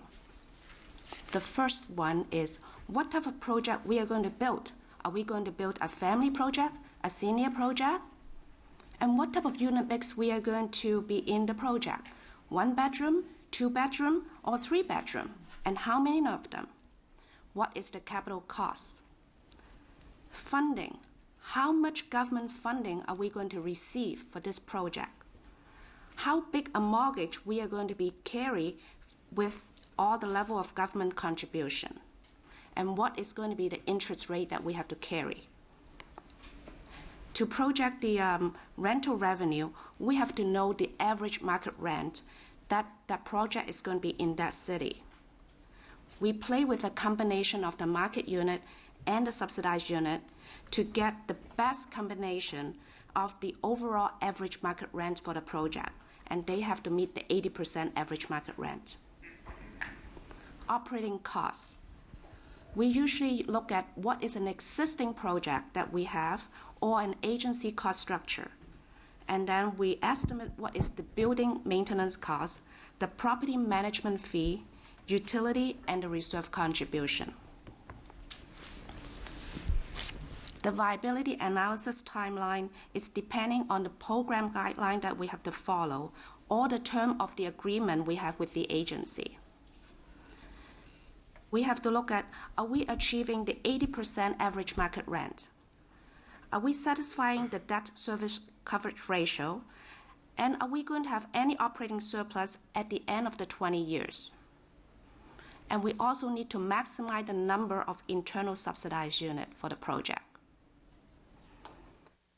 Then we will be running a few scenarios for differences in funding, tenant mix, and the capital cost. At the end, the staff will recommend the best scenario based on the requirement and the condition that we have to meet. So in order to show you, so we are doing some example. Scenario 1. This is the baseline scenario. is the basic 80% average market rent for all the unit with average capital cost of $225,000 per unit.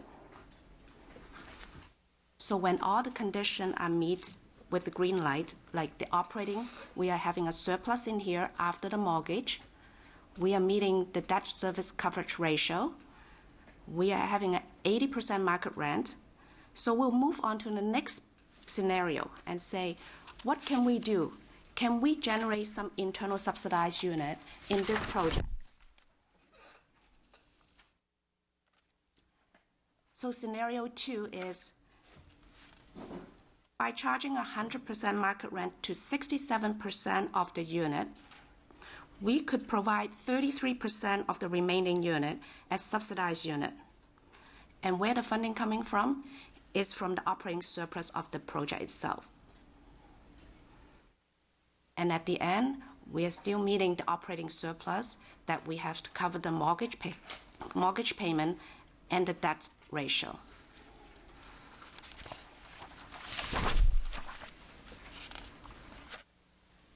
Scenario 3.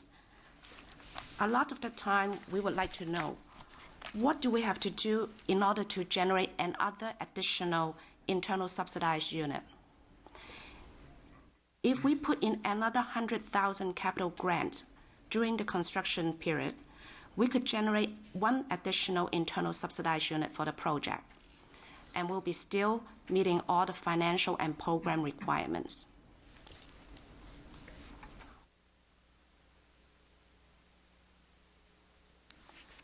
So scenario 4, we also have to prepare. What happens if the capital costs go up? If it go up by $25,000 to $250,000 per unit, our operation is not going to be sustainable. We are going to have an operating deficit. So this will be a no-go project.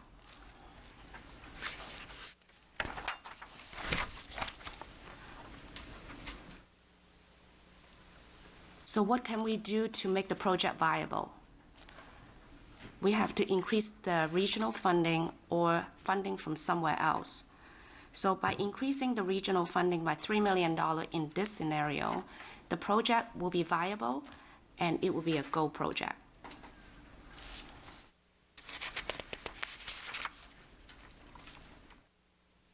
So this slide is summarizing all the scenarios that we have just presented.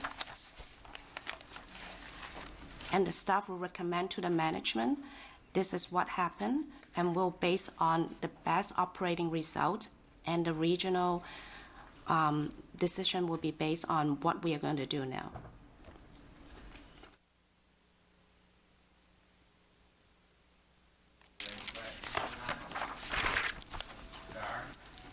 Just going back, excuse me. Just going back to the various scenarios and the models that you're using, and specifically to Creditvale Mills. Would these models or this information have been shared with the private operator or the nonprofit operator that we have there? That project is a regional-owned building, so it's done within our own. We don't share with the builder. No, not the builder. You have WISMA operating. Yes, we work together. No, I asked a question. Did you share this sort of information with them? What we do, you're talking about the process? The amount. The amount of the cost? No, you've given us a viability model. Yes. And having gone through with WISMA back and forth with the staff here, was this type of information shared with the nonprofit operator? The answer that we're getting from staff is yes. Yes. So they would have had this? They would have had a discussion that included these scenarios, these components, yes. Okay. I think I'd like to discuss that further. The point on the average market rents, where does that actually come from? Where's That's issued by the CMHC every year, around November, for the following year. And would that apply also to the 5-bedroom units? No. It wouldn't it's only apply. up to 3-bedroom. from bachelor to 3-bedroom unit. Okay, so then following up with Councillor Pleshy's, on the 5-bedroom units, how do we determine a market rent? From what I understand is they look at what the market rent outside, and then they build a business case and send to the ministry for approval. Speak up a wee bit, Danny. Yeah. So they look at the market price outside for the 5-bedroom, and they create a business case to the ministry and ask for approval. And who's they? Our staff, the program staff. Okay, so are these figures available? I mean, I don't need them right now, but the 5-bedroom unit, I couldn't find any 5-bedroom units in Peel.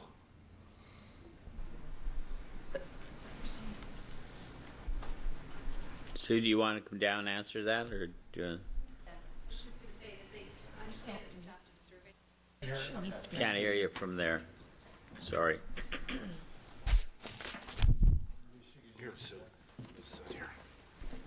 I understand that the staff did a survey at the time when they were establishing the tenant mix for the building of what the units, the cost would be in order to set those market rates. So we can provide that information. Were there any other 5-bedroom units in Mississauga?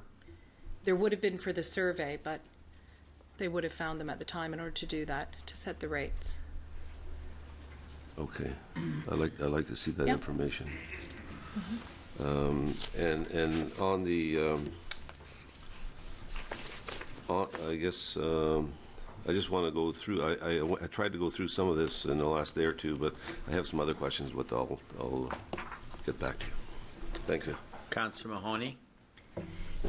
Thank you, and that's helpful information. I guess my question relates to 5-6 years down the road, once we've moved beyond this business model and the tenants and the families are in there, and the circumstances of those tenants or families changes and they move from subsidy to market rent, back down to a deeper subsidy.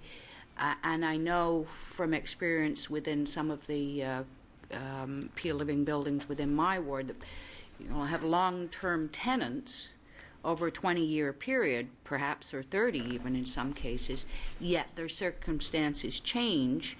And how do we manage that across the portfolio as we move forward?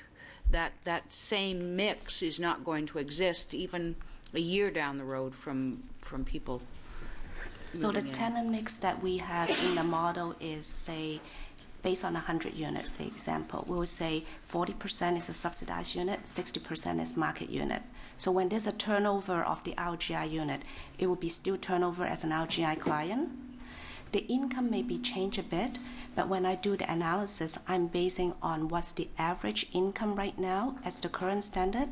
So we use about $393 as a rent for average for the subsidized unit.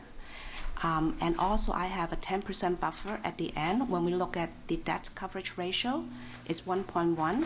So there's a 10% cushion for the operating cost to go up and down a bit.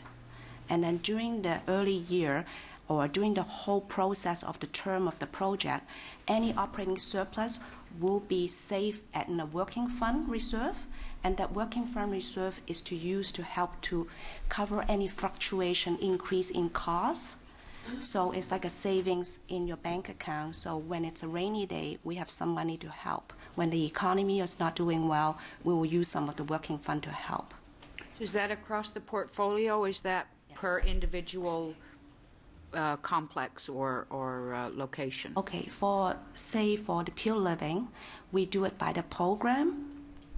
For the new build, we have a reserve for each new build because they're individual building and they're not a program building, so it's a non-program with individual reserve, capital reserve, working fund reserve.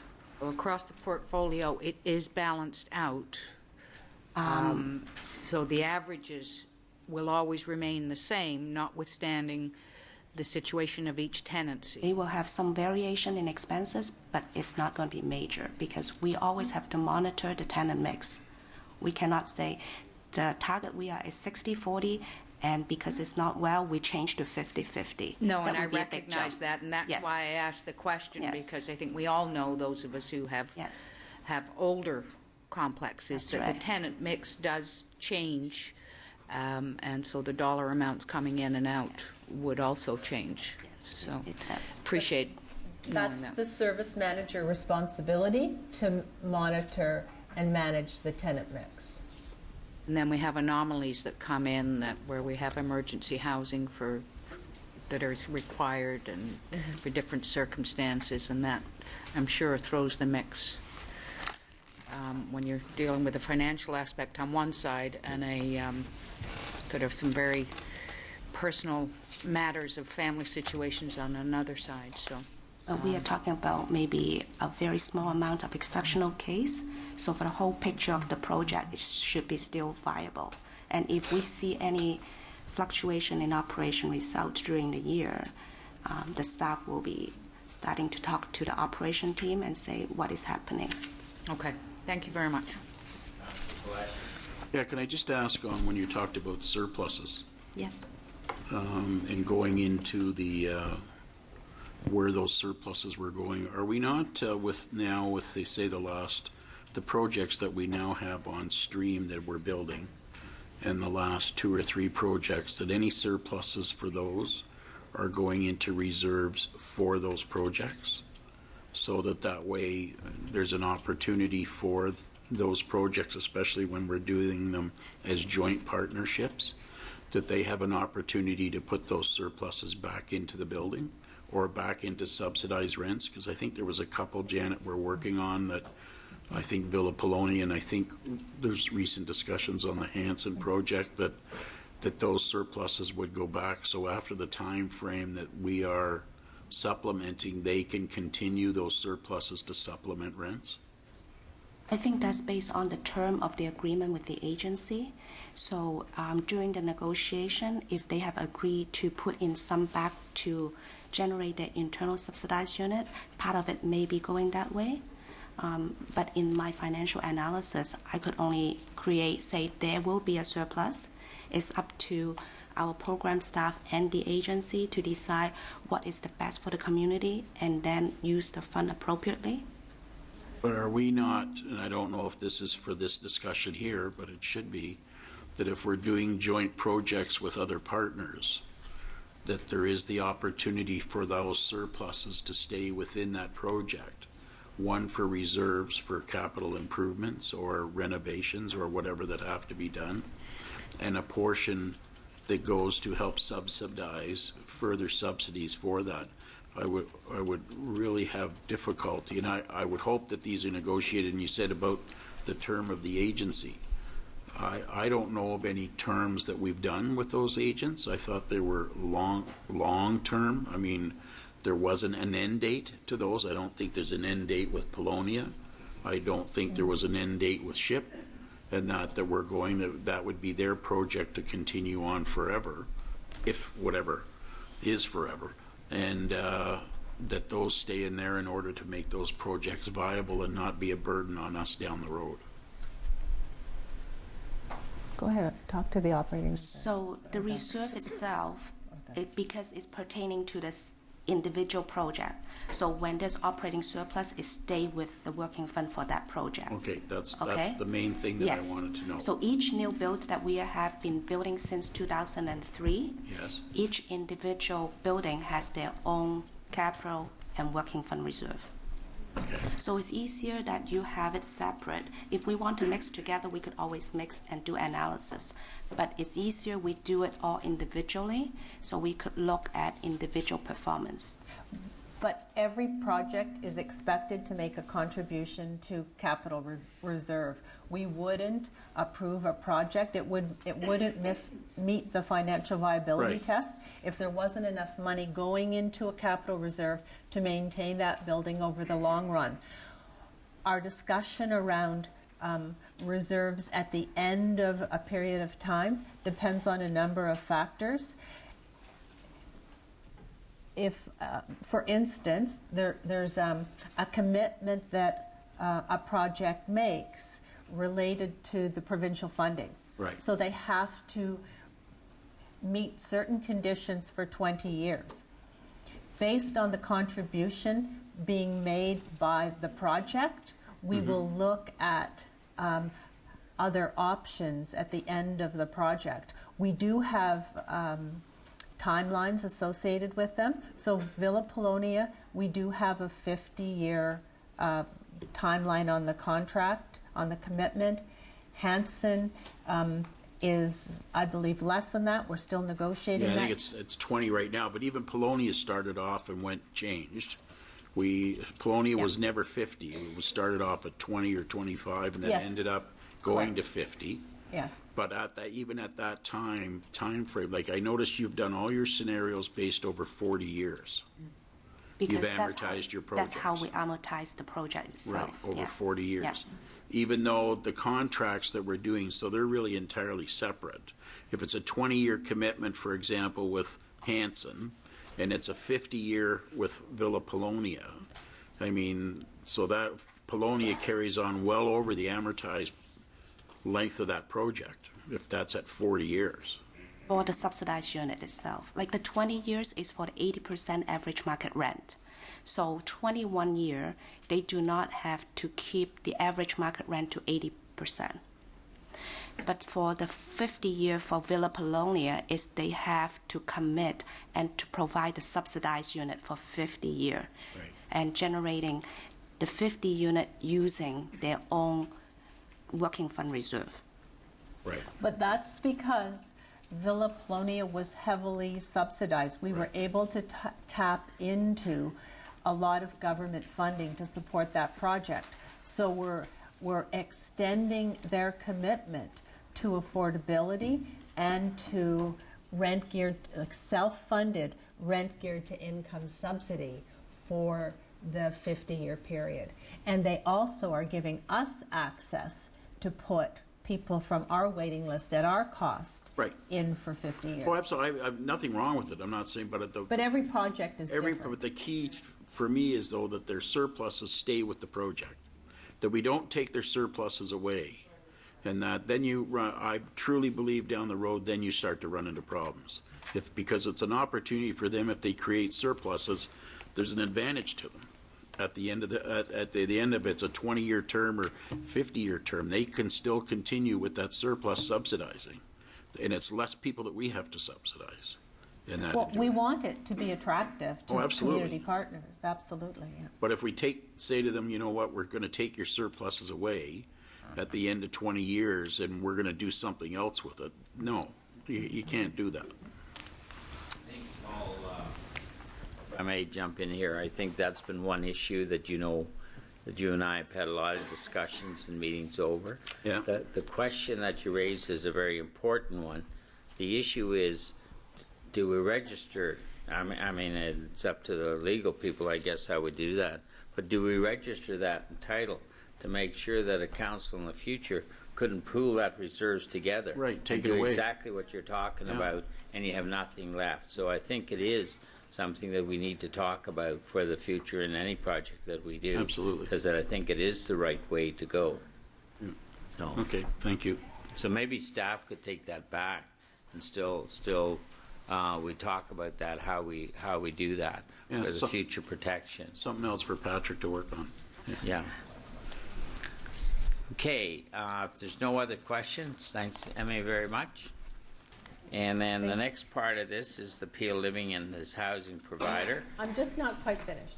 Oh, okay. Sorry, we added one slide. I'm on. Thank you so much, Amy. Amy does a great job for us. Absolutely.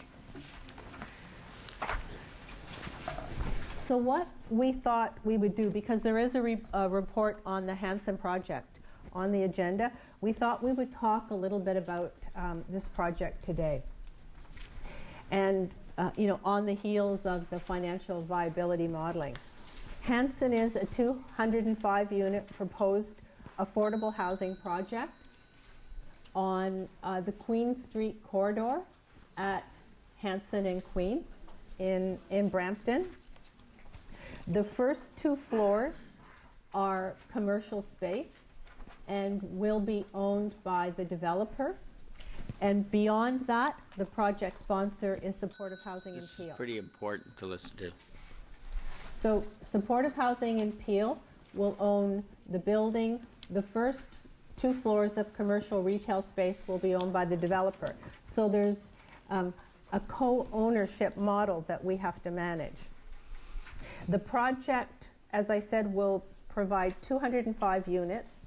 The estimated total cost of the project is $56 million. The regional contribution will be $1.5 million. And the total federal provincial contribution will be $30.7 million, and that's under the Investment in Affordable Housing program.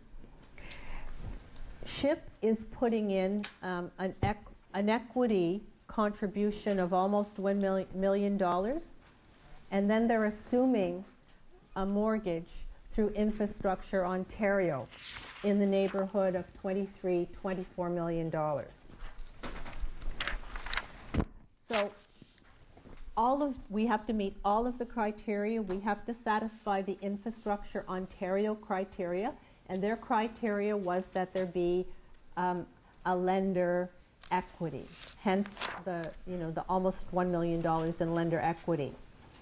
It is a little complicated because the province does not want to put any of their funding into the project to support the commercial retail component of the project, because the Investment in Affordable Housing funding is intended for housing. It's not intended for commercial retail. Now, they don't have a problem with it being there. They just don't want the money to go in until the commercial piece has been covered off. The problem is, and hence our report today, is that so the federal provincial money won't flow, and the Infrastructure Ontario financing won't flow until we reach the 3rd floor of the building. So we're in a situation that we've done all the modeling, we've got a sound business case, but we need bridge financing through the region of Peel for a short period of time to get us to the 3rd floor so that the money can flow from the lender, Infrastructure Ontario, and the funder, the Province of Ontario. And it's a little bit more complicated because the federal provincial funding is coming in separate agreements. So we've actually, as the region of Peel, agreed to backstop that if for any reason the federal government withdrew their funding, which doesn't look like it's the case because they recently announced that they're going to continue the program. So I raise this to you because you have the report on the agenda, but it also gives you a sense of the complexities and the issues that we have to manage on a regular basis when we negotiate projects of this type.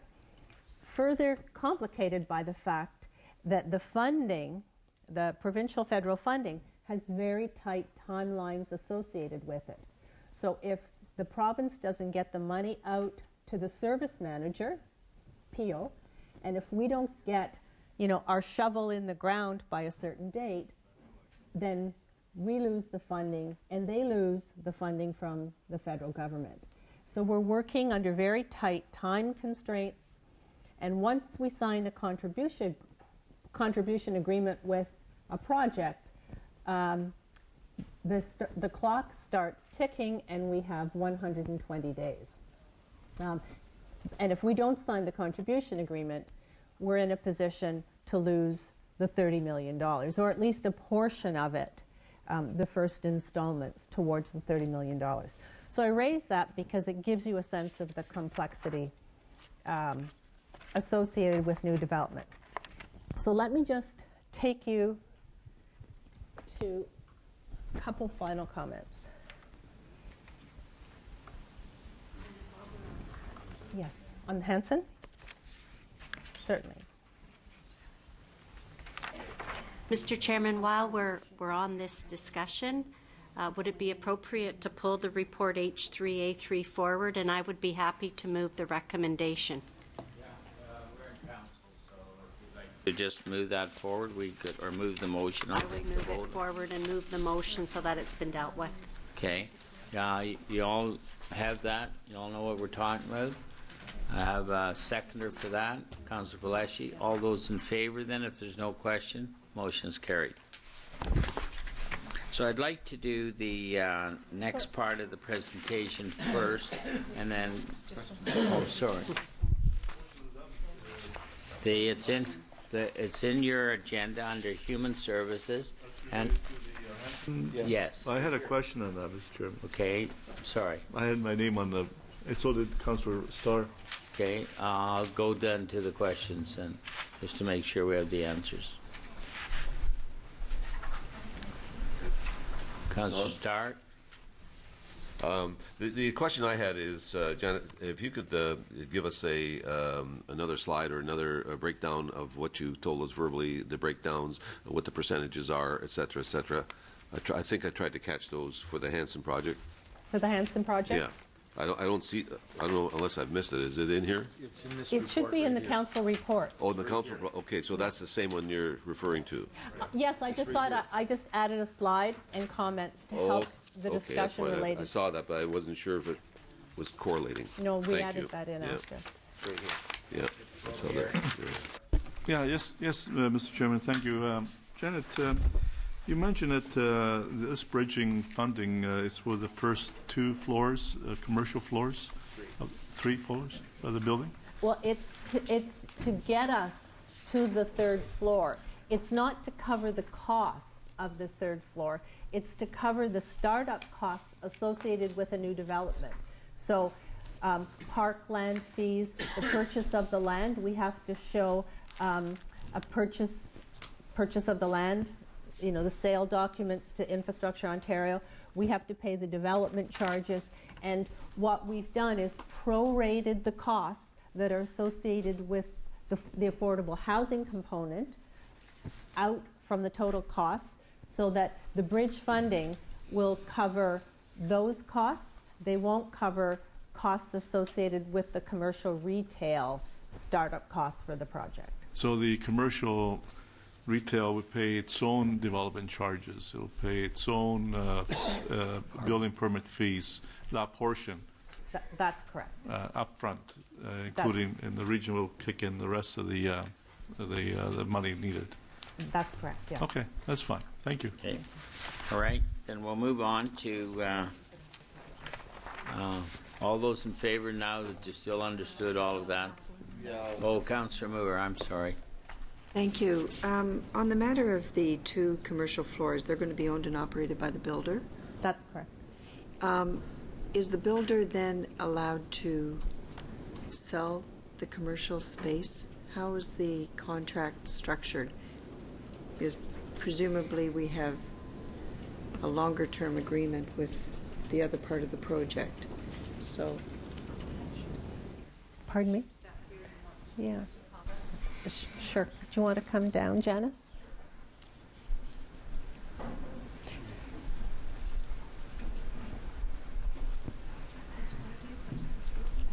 That's fine. This is Janice from Supportive Housing in Peel.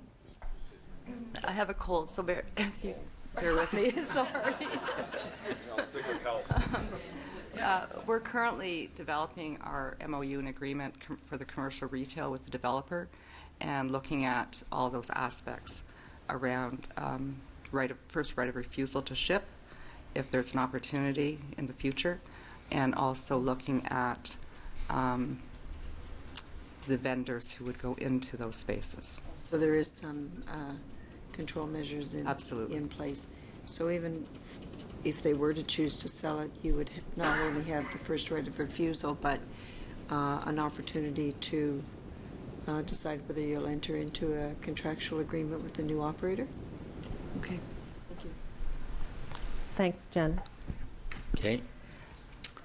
Are we okay then with all of that? All those in favor then of all of that, so there's no mistake? Thank you. Go ahead. Thanks, Chair Cole. So I've just, again, brought you back to reinforce the service manager's roles again. System planning, management of the wait list, asset sustainability, operational viability, and new development. What I thought might be helpful is to then show you how we're structured as a department to support council's role in housing.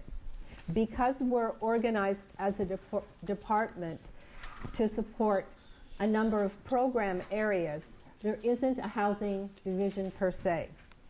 So as such, staff are responsible for, across the department, are responsible for implementing council's direction for Peel's housing system. While we work in an integrated system that supports our core programs of childcare, Ontario Works in Housing, I want to draw to your attention the two key divisions that have a direct accountability towards the housing system. So the first one being in the middle, the Service System Manager, Joanne Kaczmarski, and all of those responsibilities are listed there. And then, of course, Residential Property Management, Peel Living, and the other region of Peel-owned buildings headed by Mariga.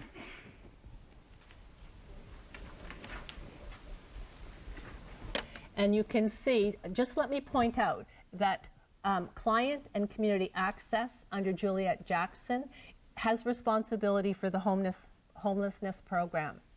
The centralized wait list and the eligibility process is integrated with our other programs under Client Relationships with Stella Dennis Papakonstantinou.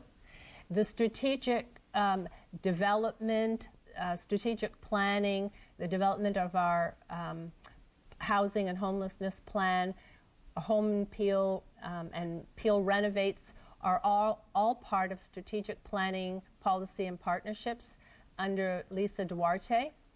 And a lot of the back-end work is done under integrated business support. So this helps us manage our obligations around financial and operating viability.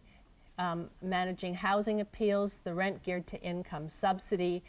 Amy works in that division, so the modeling that supports recommendations to council and the collection of arrears, and that group is headed by Thomas Yoon. So I thought it might be helpful. It gets a little bit confusing because we're not a housing department, but because we're integrated, we support all the program areas in an efficient and I would say a very effective way. So finally, I think I have if I can just conclude by saying that the service manager role for regional council is evolving and growing in a good way, I would say. Good decisions have been made in the past, and you've made many decisions over the last 10 or 12 years, and good decisions are being made now. But the challenges are significant. We are facing more population growth. We are facing possibly increased poverty, levels of poverty and need if the economy doesn't take a turn for the more positive. We, as well, are facing the expiration of agreements with the federal government, and we've come to rely on some of those financial buffers that will no longer exist in the future. The service managers' reserves are depleted. We're not sitting on a lot of money to maintain the system and to invest in the system in forms of new development. So we're offering you an approach that we think will help get us there, that is systemic in its nature, that looks at the big picture, but that also relies on the partnerships of the many players that are part of the housing system in Peel. So we're optimistic, and we hope that you have confidence in staff and the approach that we're taking in the future.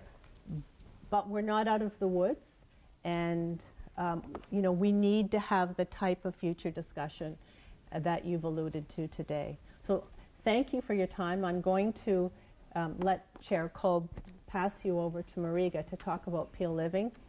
But thank you to Councillor Mullen for directing this workshop. It's been a great opportunity for staff to actually deepen our learning on the housing program, and we enjoyed putting it together for you today. Thank you. Thank you, Janet.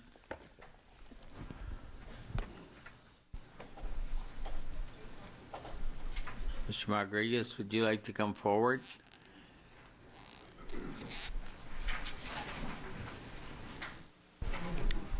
Hi. Yep. Good morning.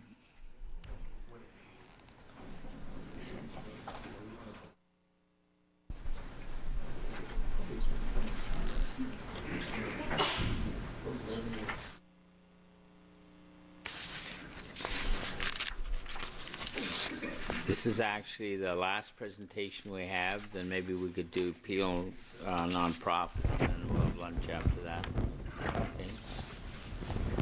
Okay. Is it afternoon? It's before good afternoon. No, it's still before. It's still good morning. Yeah.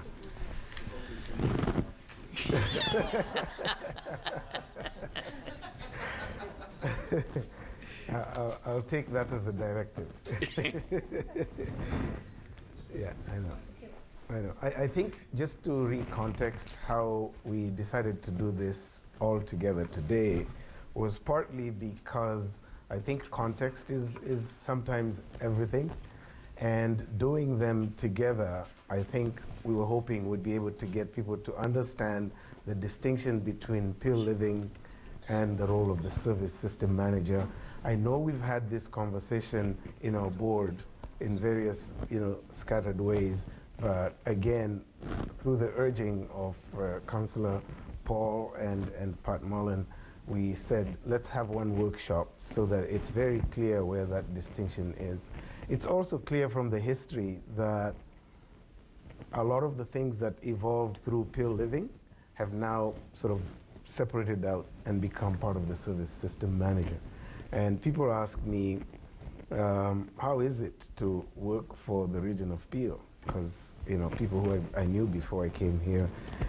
And I said to them, you have to, I say great. But I also said to them, you have to be prepared. You can't work there if you don't have 2 or 3 hats.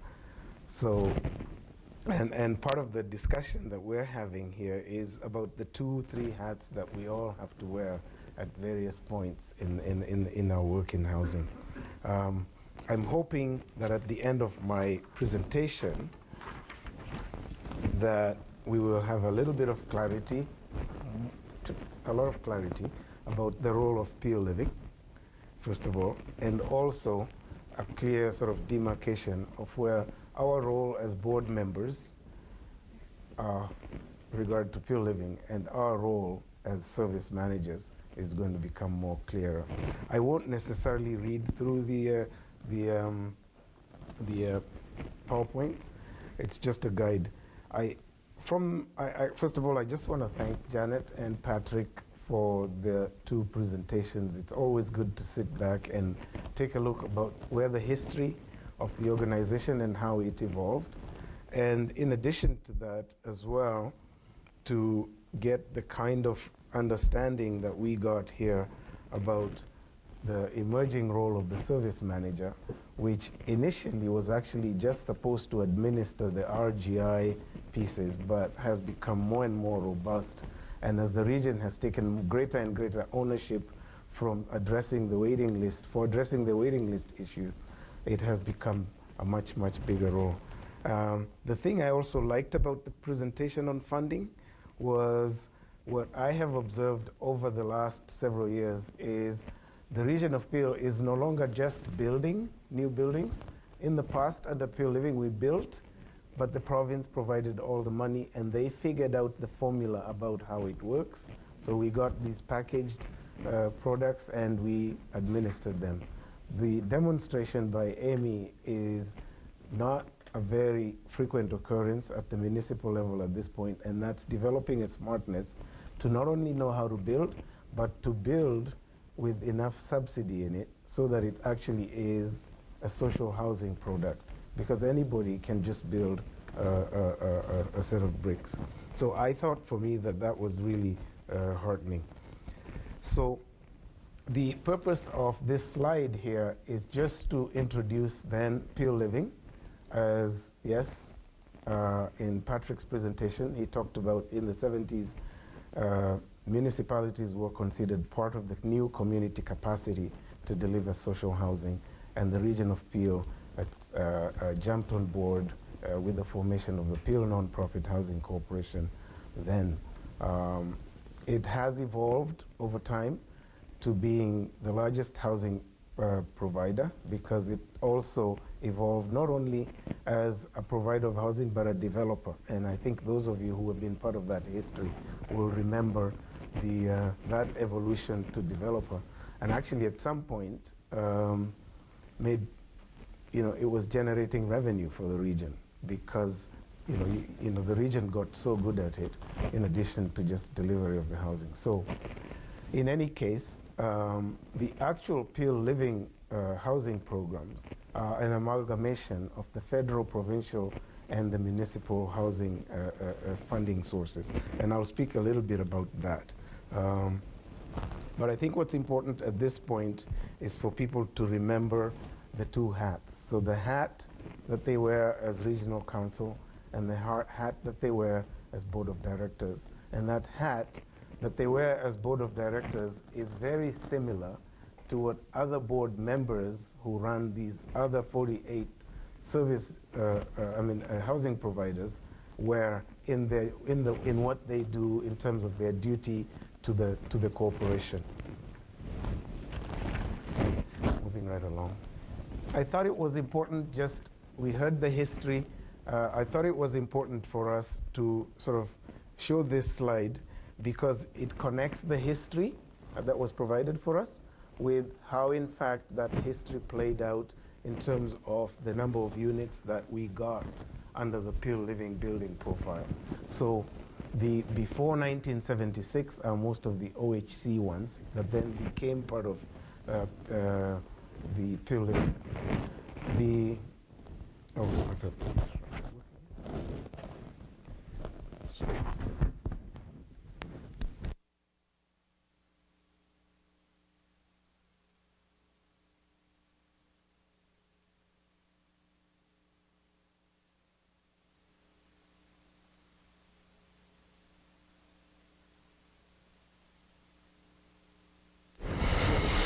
Thank you. Oh, yeah, very loud. Yeah. So the purpose of this chart is just to show, again, the old OHC stock, which was before 1976. That's the public service, that's the public housing model, in essence. And it includes the Queen Frederica's and a couple others that we've talked about before. The 1976 is when the region, or Peel Living, was formed. And from there, that's when you see the federal programs, the 15 of them, the 56 ones. And then between 1986 and 1995, you have the new provincial federal program, and it has different requirements. And then you have, in purple, is sort of the other housing programs. The one that you see there is Twin Pines, because it's a unique model unto itself, and I won't go into that because I think we've visited that house often enough. And then the other 7 are all the ones that have been built under the new regional initiative that Janet was talking about.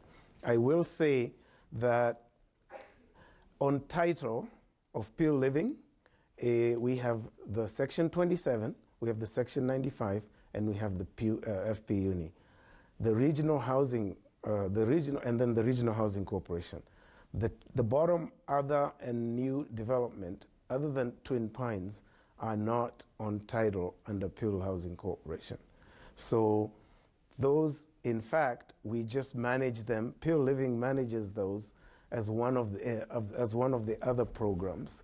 And it's a service contract, in essence, to do the operation. So, for example, the work that we're doing with Creditville Mills is an example where we have a contract to provide operational services through the residential property management unit.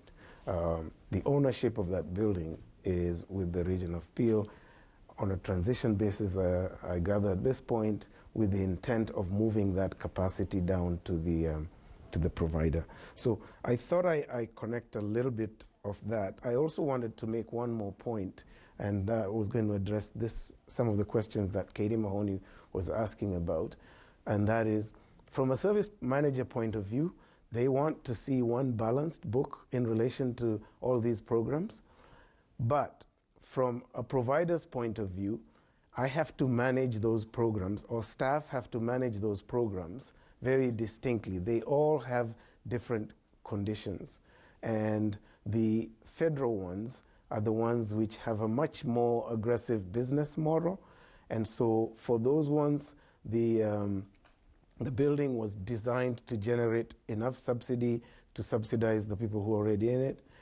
In the federal provincial one, which was the one that came up after the NDP came into government, it has a very strong, much stronger operational subsidy, and the rules are much tighter around having more RGIs outside the basic business model, which is why, and I was talking about your area, which is why the subsidy load in those places ratio appears to be, well, it doesn't appear, it is a lot more uneven than some of the other places. So, but from a service manager point of view, they manage the system and its balance to make sure what it's, but internally it's different. The other one that's problematic, well, I shouldn't use problematic because that's how it was designed, and that's the one Councillor Richard Whitehead you will be familiar with, is the PHC one.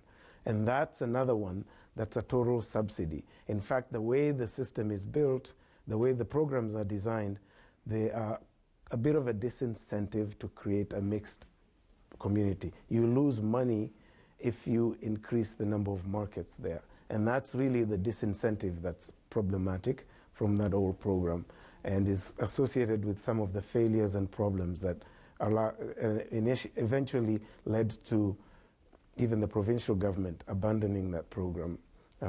And in future, we will have an opportunity to do some very different things with those places.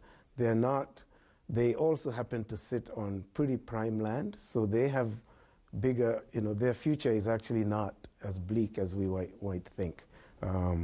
But they do have an inherent problem, and we will have to address that.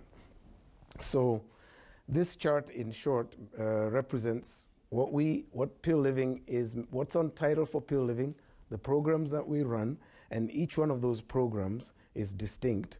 And we have, as staff, we have to manage that and bring it to you as a board for decisions. So what does Peel Living then actually do? Part of what I was hoping to do in this presentation is to leave people with a sense that there is still a lot of work to do in Peel. And your role as board members, your board member hat, is extremely important in ensuring the viability of Peel Living. Because Peel Living is, with 16,562, is pretty much half the number of units. At 7,000 units, it makes up half the number of the units. The tenants are 16,000, but the actual units are 7,000. So we make up at least 50% of that, and the viability of Peel Living is extremely important. As we continue to address the problem by building new housing, and that's the service manager's role, we have to make sure that the ones that we built 25 years ago are actually still standing in a viable way, because you can't solve the problem by building new and not looking after. You lose this one, so you're playing a cat and mouse game. The other issue that I wanted to point out here is that, like all the other providers, we try to make sure that on a general portfolio basis, regardless of some of the inequities, which we will have opportunity to address, that we retain a 60-40 balance in terms of our market and rent unit. That's what allows us to continue to be both socially and financially viable as a housing provider. The other point that I want to make just before we leave this, that is often a source of confusion about the responsibilities in regard to Peel, is it's not only that the board wears two hats, the region itself wears two hats, as an owner, but also as a service provider. So the region is also the sole service provider, well, not the sole service provider, the primary service provider for Pure Living, through management staff, building staff, and other regional staff that provide all kinds of other services. We do have another component of service providers, and that's all the contracts that we provide out there, all the private contractors that provide services, and that's a significant amount of money that we have to manage. I think we have over 100 contracts to provide different kinds of services. I think the other important thing to remember around the service model as well is that the region actually charges Pure Living for that cost, right? So and that's a good thing, because it's part of the business consciousness that we need to keep in the system in order for us to make sure that we don't start putting a lot of money on the tax base and running into the kinds of issues that you were talking about, Councillor Richard Whitehead. So moving right along, so what is the relationship between Pure Living and the service manager? Because that's what we wanted. Well, our primary role and the board's primary role is to be accountable to the service manager in relation to these 5 programs. And I've talked a little bit about them. Each one of them has different requirements that we have to meet. Each program has a component of municipal subsidy in it as well, and we can provide those numbers. But on the whole, the municipal subsidy accounts for approximately 20% of the approximately 20% of the total revenue that the region of Peel gets. The other one is over 50% is from rents, and the other portion is between the province and the feds for the mortgages and the other operating grants that are flowing through. So it's extremely important that we pay attention to those ratios. I think the 20% is not a bad ratio, but if you don't manage it consciously, you can start to get subsidy demands that are greater than that, and then we have to meet the obligations of the region and its own financial issues. As someone mentioned earlier, we're planning to, the region is saying we can't afford to have, tax increases beyond inflation and so on. So we have to be conscious about that, and that the region is not a place you can just go keep asking for money, and hence keep a very strong business focus on what we do in those areas. So having defined what we do and the role of the board in making sure that that happens, what does the blue sky look like for Pure Living going forward? Well, I will bring you back to the 6 sort of little boxes that we've been using to organize how we think, in order to highlight what the role of the board going forward, and in fact has been evolving, is going to be in order to ensure that we keep our biggest housing provider viable, but also through the practice and what we do as an example to the others about what it is to run a good business, social housing business that has both compassion but also financial sustainability in it. And you're all aware of the capital deficit woes of Pure Living and what we are doing about some of those things. In May, I will be coming to the board, staff will be coming to the board with a report about an integrated building and renewal strategy that we think is a much better way to think about how we deal with asset sustainability than just purely what we need to do around the capital piece. We've done quite a bit of work internally around connecting the capital, the operation, and the preventative maintenance, and we think that that's the way to, help make sure that we start to replenish the capital reserve. We've had to borrow from the region. Some people say, why borrow? Well, if we don't borrow, the others, if we didn't borrow, it would be unfair for the others because there wouldn't be enough money if we were not replenishing it. And the reserve that the service manager has is shared by all of us.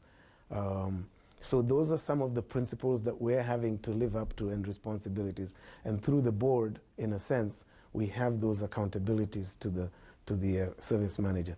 The financial sustainability piece is important.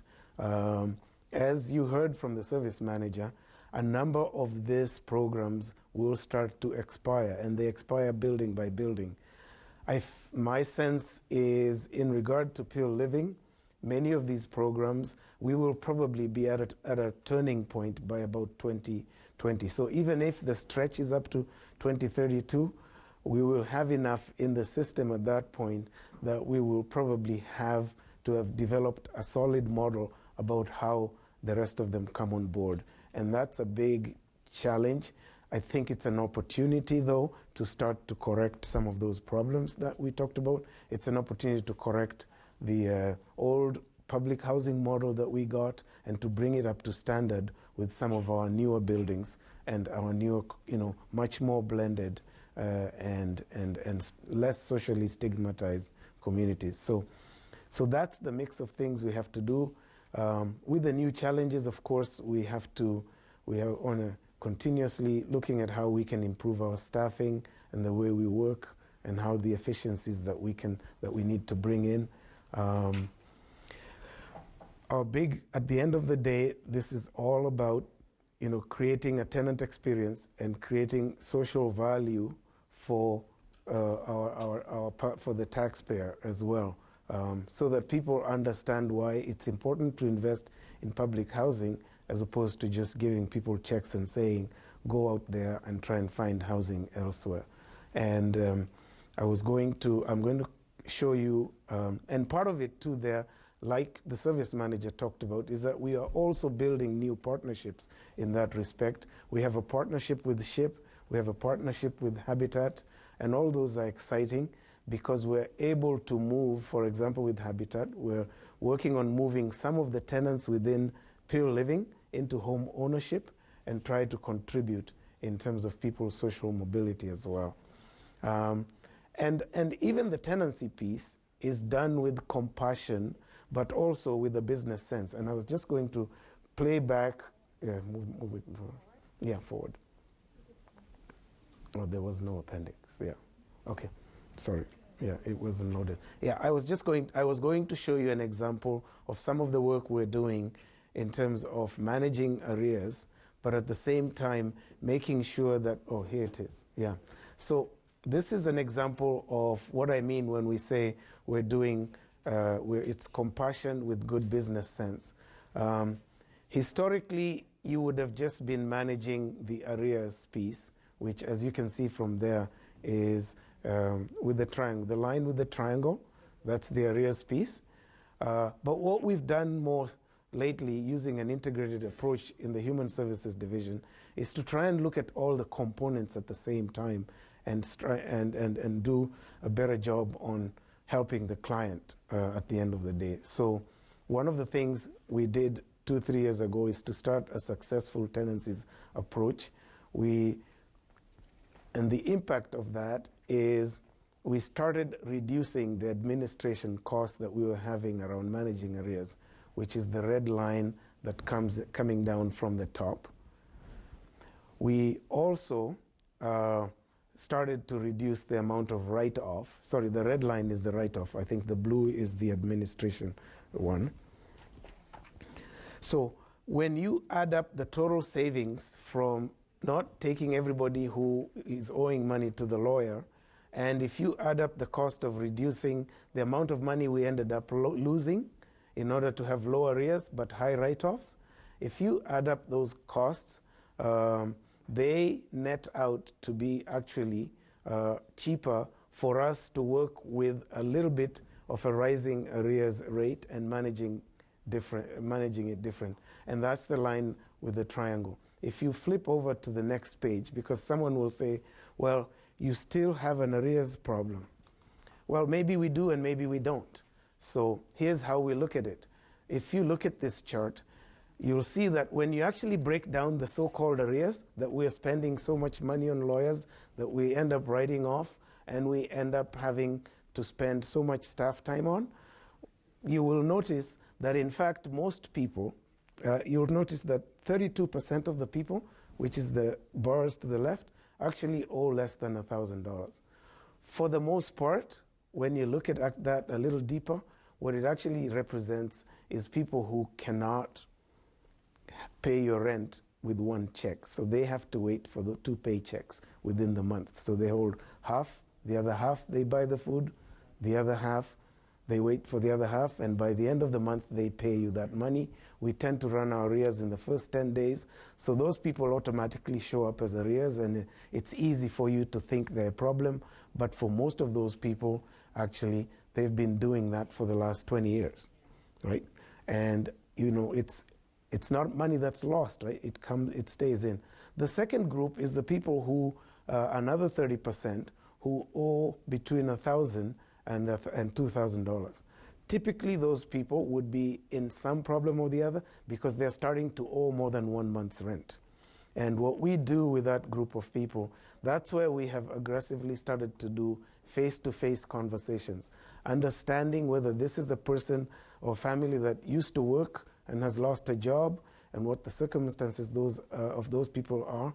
And we've been very successful in working out deals and negotiations with them about repayment plans and so on.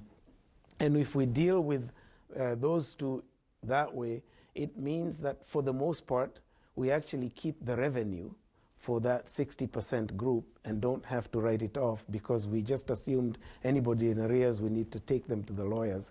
And then people's mindset just become fighting you, and that's how you end up just spending more money than you need to. Now, the group that then ends up being a problem is the one that owes over $2,000. And for the most part, they represent about 28%. So your real arrears problem really is the 28%.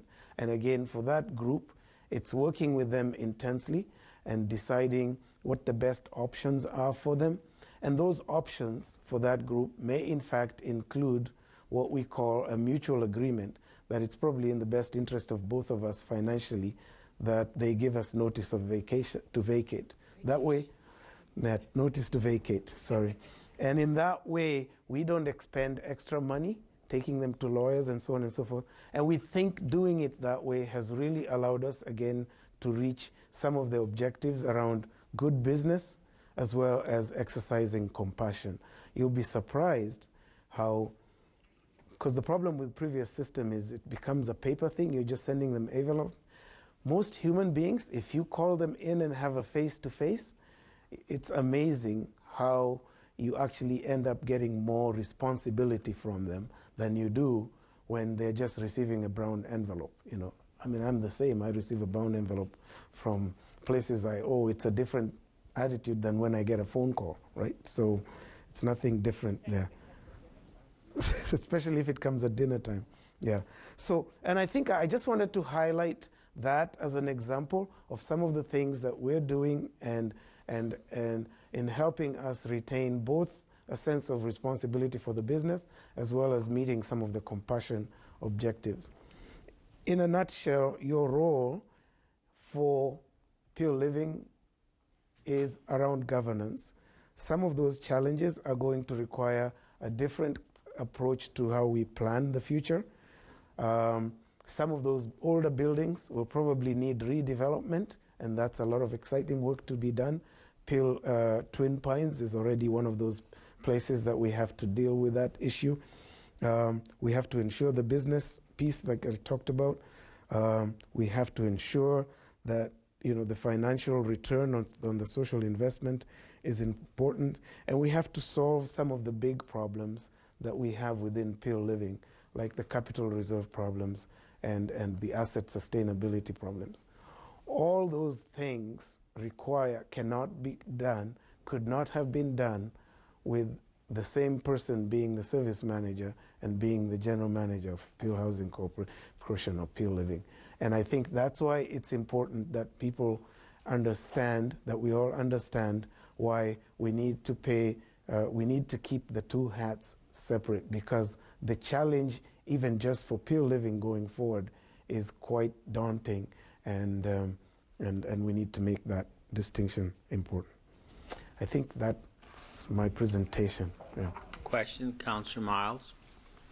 Thank you very much, Mr. Chairman. We in Ontario and Canada and in the region of Peel are fairly young and fairly small as a housing provider compared to countries around the world.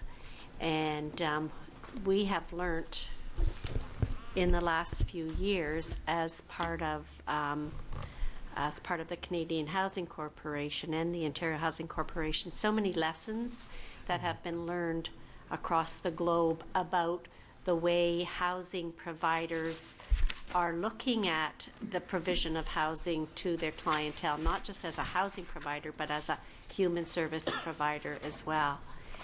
But I think when we come back home, we get so caught up in the day-to-day things and the day-to-day requirements that we have as a housing provider. We really haven't had time to take some of those lessons and actually try and implement some of them. And I'm talking about, purchases of service and maintenance and social supports, retraining of actual individuals within our housing to retrain them and have them actually working in areas of maintenance, looking at different forms of housing and how we can actually use, go in and purchase existing properties and do retrofits within, if you're looking, like in the city of Brampton, we have so many very, very large houses that Peel Living could be looking, or Peel Housing could be looking, or the region of Peel as service manager could be looking at, really looking in a broader way of opportunities to provide housing that doesn't cost as much as brand new development. So I guess it's a question and it's a comment as well, that if we're ever going to move and step forward to do exactly what you've said in this last slide, that we need to embark on new initiatives, there's so many best practices out there that we could be looking at doing in order to meet the needs of our clients better, and also providing housing in a broader assortment of opportunities for people and for housing. And so somewhere in all of this, we need to have some kind of a reserve account or some kinds of funds, or make application to the government to try and start doing some of the things that we see being done successfully in other places. Energy conservation was a huge one when we were, I believe, in Scotland, and the ways that they are actually, the government is actually decreeing that social housing providers are going to reduce the amount of energy being used, and so they're being forced to do some of these things. So I know I'm talking a lot, but I do think that we need to somehow, within our portfolio, find ways to actually take a look at some of these new initiatives as pilots.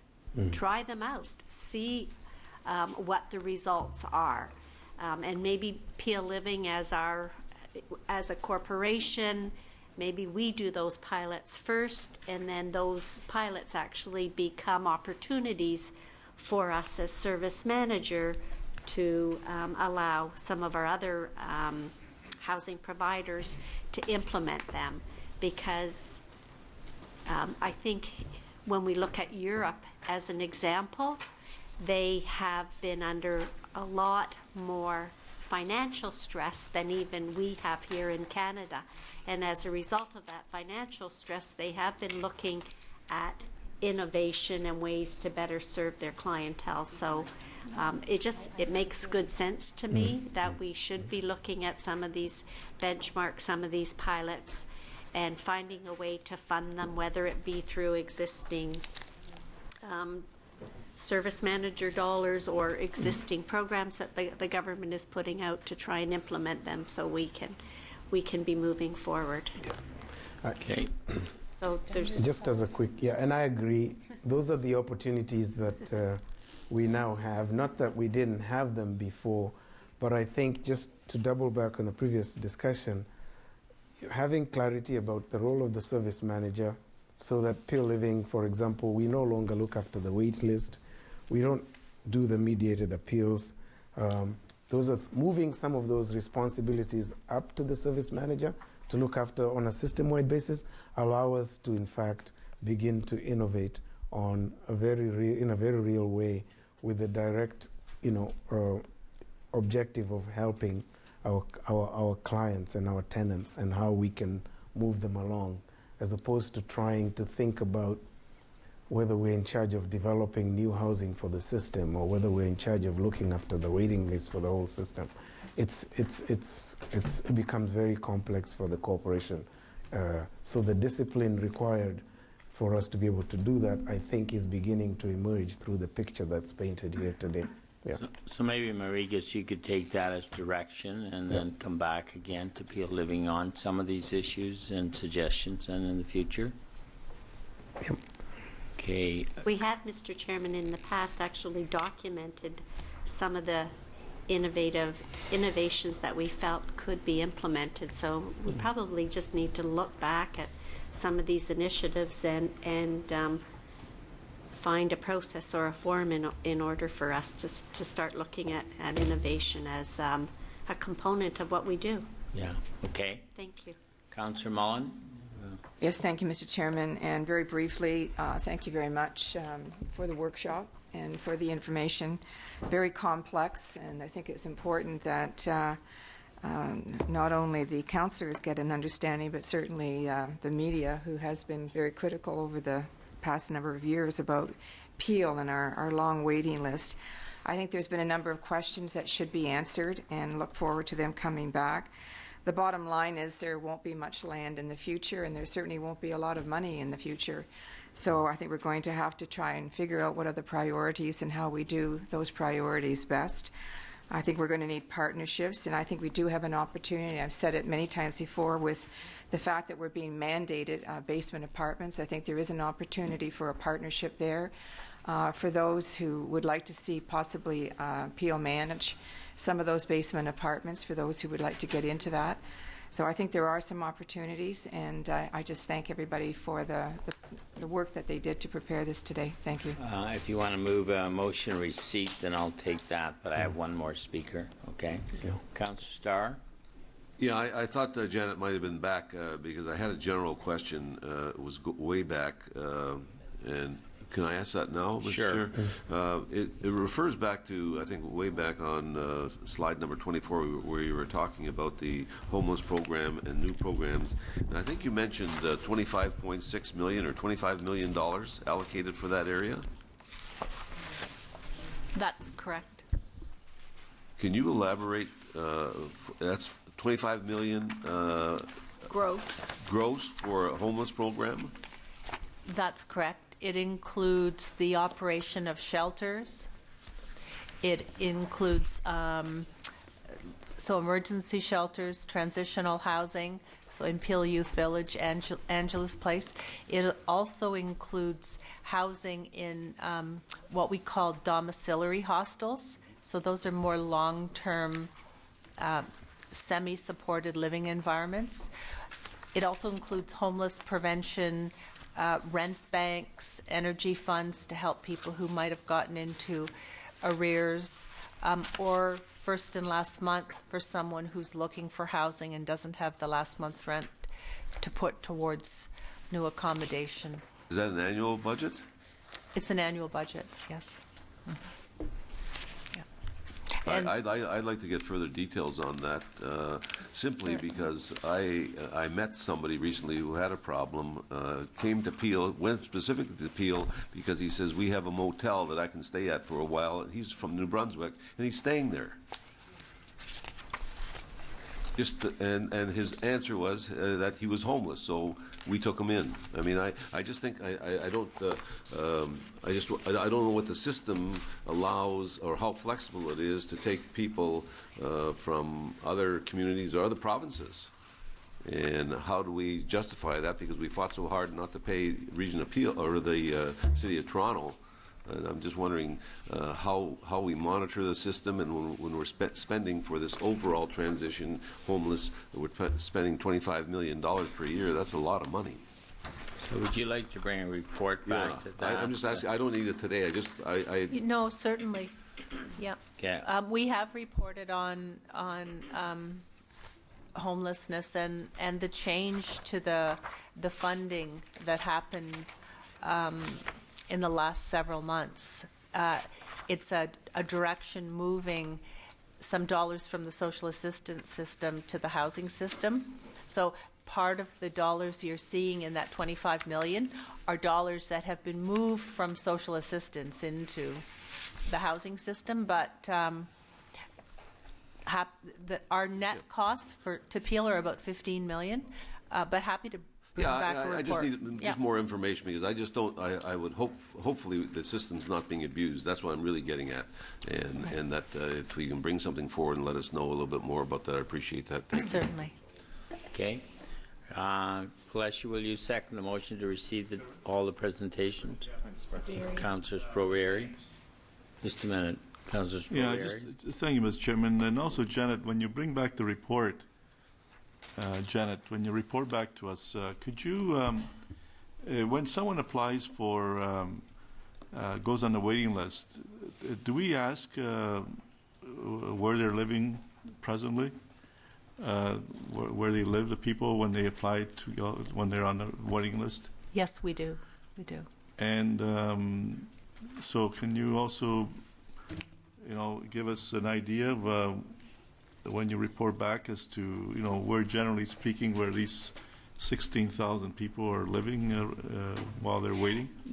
Absolutely. That's part of the annual report that we bring to council. So we do know whether the people on the waiting list are residents of Peel or outside of Peel. So that will be part of our reporting. If I can maybe just related to wait lists and appeals, the question that Councillor Mullen asked about an increase in appeals in the last year. As part of the management of the wait list, we went through a process of reaffirming that every single person was still eligible, and that resulted in our removing some people from the wait list who then appealed our decision. So, Councillor Mullen, the reason that we saw an increase in appeals during 2012 was in direct correlation to our management of the wait list. Okay. All those in favor received all of the information this morning. Thank you again to staff very much for all of the hard work you've done over the last month in getting this ready. Again, Paul, would you still like to do, just a minute. Paul, would you still like to do Peel Living for now?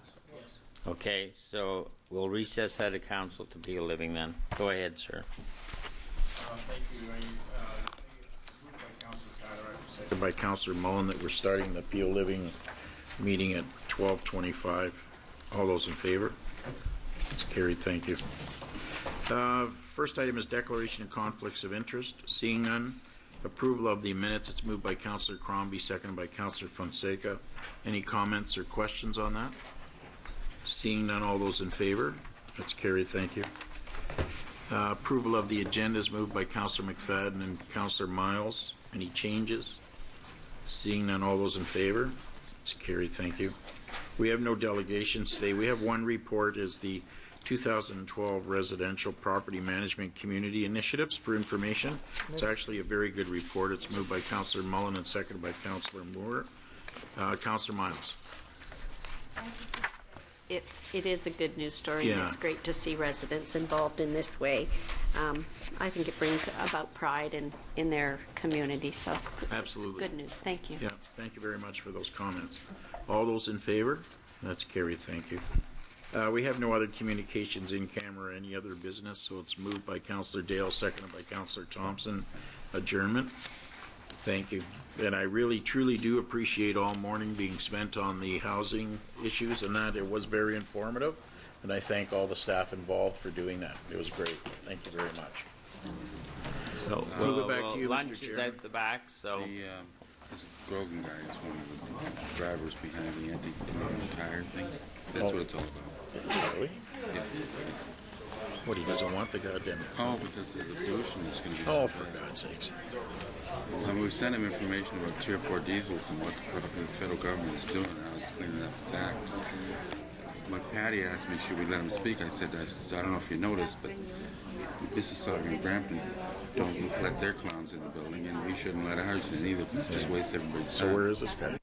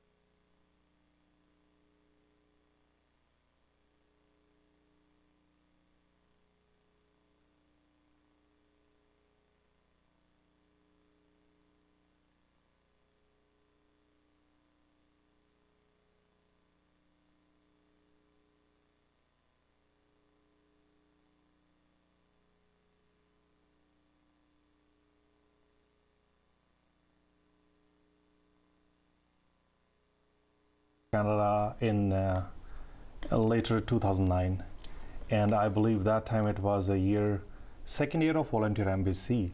And like any newcomer story, same thing. I came as an internationally educated professional, went through the same phase of looking for a job, and before that actually was learning like what is different in Canada, and you know it is a very common phrase which I hear within newcomer community is you volunteer and you will get a job. And I said, wow. And truly I didn't understand what that word meant is volunteer. So what happened is, while I learned the tools, job hunting tools, mostly this word volunteer come up, and then I said I have to do something about it. And I'm glad Volunteer MBC was there. So it was through a website link, because they have a huge database of what are the opportunities available, and it matches with your skill set. And I just applied through Volunteer MBC online, and my first position, which was at YMCA, I used to teach computers because my background is into teaching. So that small break gave me huge break, and one after another, I got another position as volunteer, where they actually started paying me for my volunteer work. Now, I was thinking, like, people told that volunteerism is good, that you get a job. But while doing that, I understood that volunteering is actually a core Canadian value. It is a belief. It is just not to get a job. So I didn't leave volunteerism, volunteering and volunteerism, my passion for volunteerism, after getting a full-time job. I decided one thing: at least what community gave me back and what Volunteer MBC gave me, I should give back to the community by promoting volunteerism. So I became volunteer ambassador with Volunteer MBC, and I didn't stop. Now, will you believe, I just shared yesterday when I received a great honor from Volunteer MBC. At this moment, I volunteer for 8 different organizations. And there are 3 website portals where I contribute to the newcomer community. And most of my work is with the newcomer community to promote volunteerism. So you're a newcomer and you're helping out with newcomer services. Yes, this is what my mission is, and I always say thank to Volunteer MBC and to the Canadian Society also, because that was the tool which I learned through volunteerism. I learned about Tim Horton, I learned about ice hockey, I learned about soft skills, and this is how I learned everything through volunteerism. So you got an award yesterday. Yes. And what was the award? Tell us a little bit about your award. I'm so excited. It came to me as a surprise. When yesterday I was actually emceeing this wonderful ceremony for the 2nd year, and they announced that I am the recipient of this prestigious award, which is Newcomer Gem Volunteer Award, which I received yesterday from Volunteer MBC, from Karine and her team at Volunteer MBC. And this is also a very special month for me, because I am finishing my 3 years of Canadian work experience, and also my volunteer work in this beautiful country, which is volunteer, and also spread positive message about that, how it can change your life, how it can not only change your life but improve your life. So other than this component of volunteerism and newcomer, I now changed my phrase to social inclusion, because this is the way you actually get to learn more about Canada.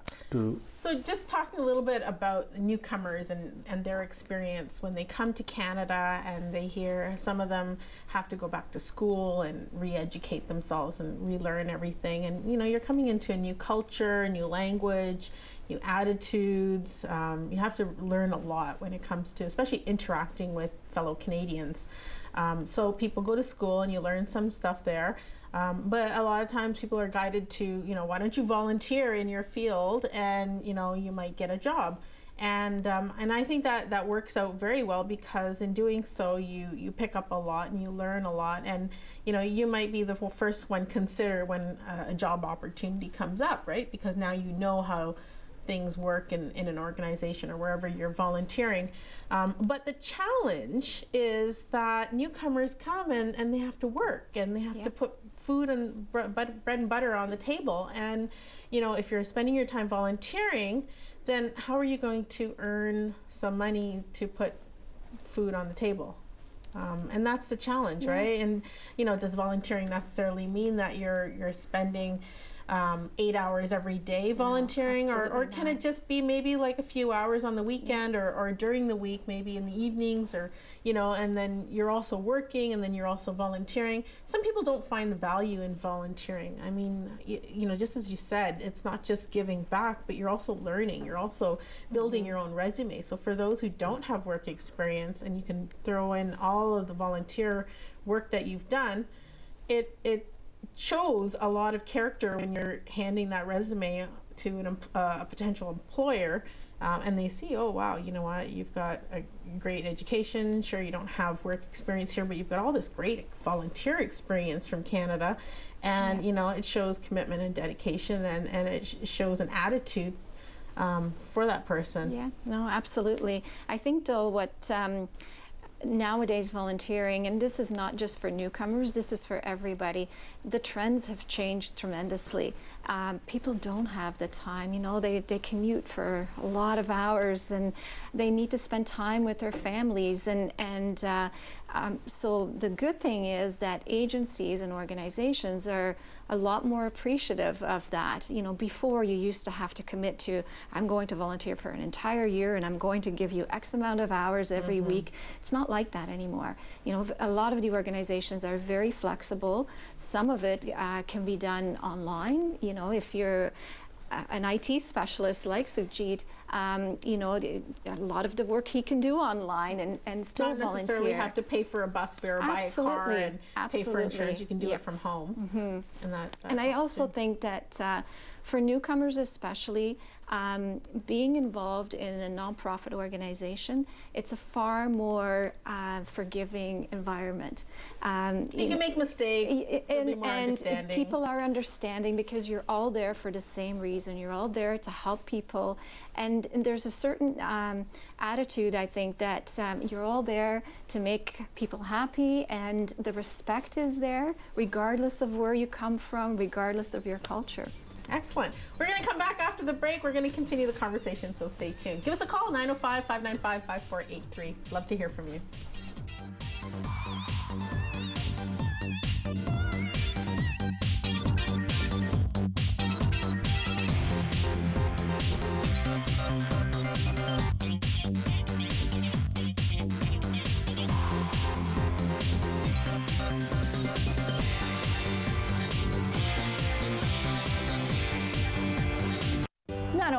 Not only do I work on aging in Peel, but I watch it too. Not only does it provide information for people over 50, our younger viewers tell us it's very helpful for them too. Someday, we're all going to age, even me. Finally, the wait is over and the battle is on. The season with all of its pulse-pounding, high-stakes drama is here, and you don't want to miss one single moment. Watch Sportsnet's coverage of every Jays game live all season long on your laptop, tablet, or smartphone, exclusively with Rogers Anyplace TV. Visit RogersAnyplaceTV.com/sports today, because you can't get this anywhere else. So you want to score one of those slick Nextbox 2.0 HD PVRs for free? The one you can manage from your tablet? Here's what you do. Next time you watch the OHL playoffs on Rogers TV, grab the passcode, punch it in the contest page, and boom, you're entered. Got it? Netbox 2.0 HD PVR. OHL playoffs on Rogers TV. Passcode, contest page, enter, boom. Oh, and good luck.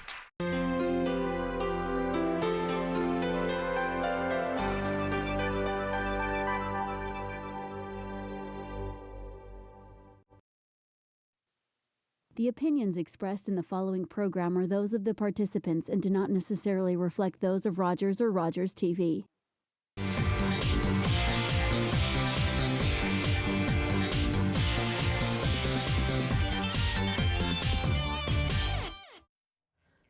Welcome back to Here Now. We are talking about volunteerism. It's National Volunteers Week, and we're delighted to have Corinne Strong, for the Executive Director from Volunteer NBC. And your website is volunteermbc.org, right? That's correct, yes. Excellent. And we also have Sukhjit Singh, who's a volunteer with Volunteer MBC, recipient of this Newcomer Gem Volunteer Award that we showed before the break. So congratulations once again. That's Thank a you huge very much. honor.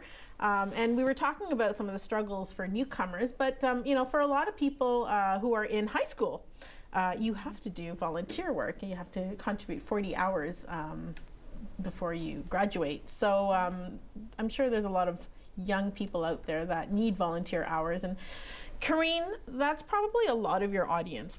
Is that correct? Absolutely. Like, would you say most of your audience, or is it just very split? It's about almost 50%.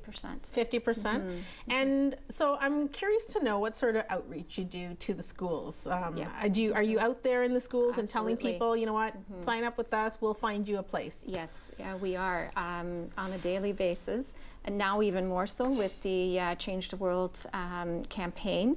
So it's a campaign, a provincial campaign. Yes, tell us about Change the World campaign. Change the World. So it's for high school students specifically. And so this year, the target is to reach 30,000 students across Ontario that volunteer for at least a minimum of 3 hours during a 1-month period. So it started on Sunday.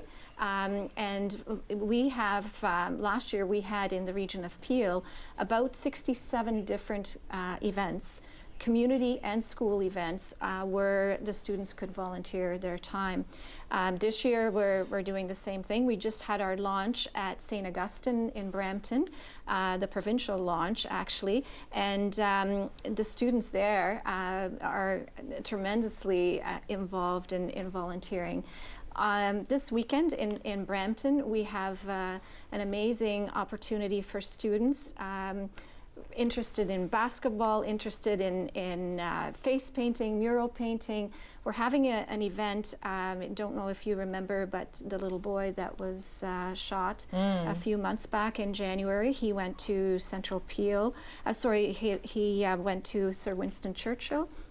And we just want to let that community know that we haven't forgotten about them. Oh, that's very So nice. we're going to have this big event for the parents and the students, and it's the high school students from the neighboring schools, like from St. Augustine, Central Peel, and Cardinal They've all Léger, come together. that are all going to show the little ones how to play basketball. That was one of Kishan's favorite sports. How to bring the community together. So the event is called Change the World One Community at a Time. And that's just one of the many examples throughout the region of Peel. But our hope is that in Peel, we will be able to engage 6,500 students throughout the campaign. Very nice, very nice. We have a caller on the line. We've got Lily. Hi, Lily. Hi there. How are you? I'm pretty good. I just wanted to make a comment in regards to volunteering. I find, and I've been in Brampton for over 35 years, I'm Canadian, whatever. I find the volunteering criteria has really changed. I find that they seem to want more and more out of a volunteer, whether they're a nurse who's retired or whether they're, a retired accountant, or, I've been looking through the volunteers myself, and I'm noticing that they expect a lot more for a volunteer. When you say a lot more, do you mean like time and skill set? Maybe, or just the fact that it could possibly, depending on what you're volunteering for, but, I was reading a couple of things where you had to speak another language, or you had to have a driver's license, so you had to be driving a lot, or you had to be doing this, or you had to be doing that. I don't recall volunteering with that much criteria years ago. Mm-hmm. If you were giving your time, that was what most was important. But I'm finding now it's like, oh, well, if you can't give us something, like if you weren't an accountant, or if you weren't this, or if you weren't that, or you have to be good at organizing, or you have to be good at bookkeeping. I can't even get a position for a volunteer in a board right now. I've applied to 5 volunteer positions for a board, and I can't even get on one of them. So I think the recognition in terms of volunteers, I don't know if it's so much appreciated. Okay, unless you have something to really offer. And that's kind of disappointing from my perspective, because I think the whole thing of volunteering is giving your time and you're doing it while you're not getting paid. But if you're going to start being picky about it, then I don't think it's fair. Okay, well, that's a good comment. Thank you very much for calling in. We appreciate your call. Can Corrine, I what do you just, have to say about that? I think that that may be your perception, but I find that, you know, and it is true, some organizations do look for the skilled volunteers, but yesterday at our Volunteer Recognition Awards, we had Lifetime Achievement Award, and you know, the volunteer gave her time to just visit with seniors every week, and you know, I find that it's a good mixture of both, and I'm sorry you have. have that impression, but I would encourage you. We're just across the courthouse on here, Ontario. Come and visit us. We'll walk you through what our objective is. We want to find something that you are passionate about, that you care about, and then we match you to an organization that is looking for that. We do the same with students, regardless of age. That's what our goal is. We aim to provide a meaningful volunteer opportunity, and they're out there. You know, there's so many opportunities in our database. You can pretty much find anything that you're passionate about. We can match it so that you don't have to commute, that you can stay close to home if transportation is an issue. That's what we're there for, to help you find that perfect volunteer opportunity. We can help you with a board position, so we make the match, but we do the follow-up as well. So give us a call or visit our website and come and see us. We'd love to help you out. Excellent. We actually have another caller. We've got Daniel from Brampton. Hi. Hello, how are you? Good, how are you? I caught what was going on about volunteerism, and it caught my attention. Volunteering it works to build the community as well as it works to develop the individual. Mm-hmm. When you're in a community and you invest yourself into the community where you work, there's a payback that's beyond a paycheck. And I've seen a lot of volunteers come into the organization, and sometimes they come and they expect to be babysat. But a good volunteer is a person who comes into the environment, finds out quickly what the job skill is, and then invests themselves into it. And the training you get from it is it can't be matched. And I just want to encourage anybody who isn't volunteering or hasn't volunteered to volunteer, because it's amazing. It's a good feeling. It produces something in the community, and it results in changes and advancement in who you are as an individual. Now, if I'm not mistaken, Daniel, don't go away. This is Daniel from the Hope Coalition. I recognize your voice. And you typically have volunteers that come in from Sheridan College, and they're recruited for the Hope Coalition. Tell me a little bit about what your volunteers do. Give them a little shout out. I come from 4 or 5 different schools, York University, Sheridan. I had Guelph, Humber, Guelph Lakeshore, a lot. Anyways, the students come in, and high school students as well, and they come in and they work among the ranks of the homeless. There are different organizations that rely on volunteers around Brampton, and they feed the homeless. They've done clothing drives. They've done helped put together the World Homeless Day. They've helped put together a stage presentation a couple years ago. They're just there to empower the community, and it's them investing themselves and learning at the same time. And what does your organization do? It finds ways to empower the homeless and the disadvantaged in the region of Peel, and gives them support from a peer-to-peer, peer-to-professional position. And it also gives students from social work, nursing students on the community health, to get the experience they need to learn how to properly care for the broken and the poor in the region of Peel. Excellent. Are you guys connected? Are you connected with Volunteer MBC? Not yet, but we did meet briefly, I believe, Daniel, a few weeks ago at one event in Brampton, and if I can't. What's that round table discussion with all those other That's people? right. That's right. Yeah, I remember that. Yes. So please connect with us, especially right now, because we want to get the youth connected with you. All right, I'll be in touch in a couple days. I just wanted to call in and support the show. It's a good cause. You're always supportive. Thank you so Thank much, you. Danielle. Thanks for That's what they calling. pay me. Great input. Nobody's paying you. You're a volunteer. So we were just talking about the high school students and how they have an opportunity to volunteer, and you go into the schools and you present. Yes. And you make it pretty easy for them. I guess the intake, I don't know what the process is, but you basically look at what the skill sets are, and then you say, okay, well, what are you interested in? And then you try to plug them in wherever they So want. it's an online process. There's an online database, and at any given time, we get about 6,500 people a month visiting the website. There's hundreds and hundreds of different volunteer opportunities. So basically, the student puts in what, or any volunteer puts in what they're interested in doing, and opportunities that match that will come back to them.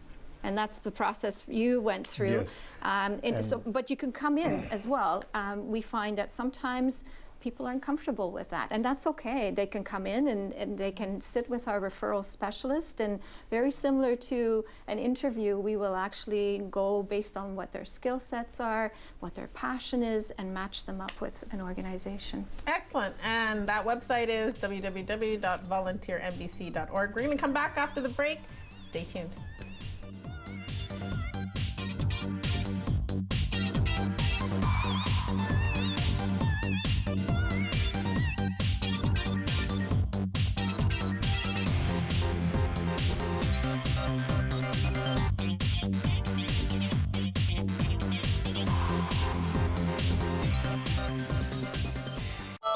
Call the Rogers TV viewer response line at 905-897-3994 or email us your comments.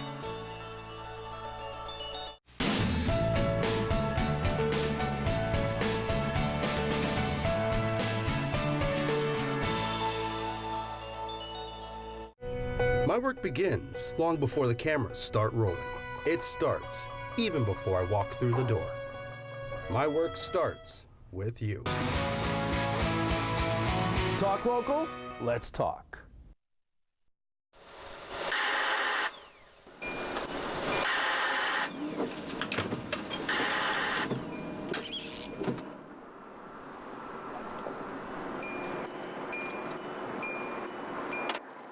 Rogers TV connects with and engages our audience while you effectively promote your business with high-frequency exposure at the lowest industry rate. Rogers TV provides a unique marketing strategy that reflects your business with the best match from our program lineup. We offer several promotional opportunities from TV ads to on-air guest appearances to social media and to the web. Give us a call today at 647-747-0041. Promote your business on Rogers TV.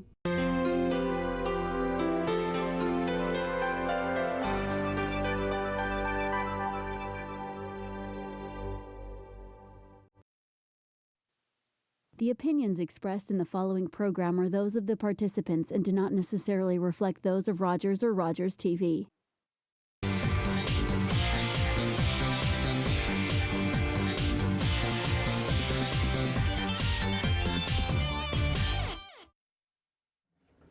Welcome back to Here Now. We're talking about volunteers and all the great work that you do. And if you're not a volunteer and you want to be a volunteer, Volunteer MBC is there to help you find a match for where you would like to contribute.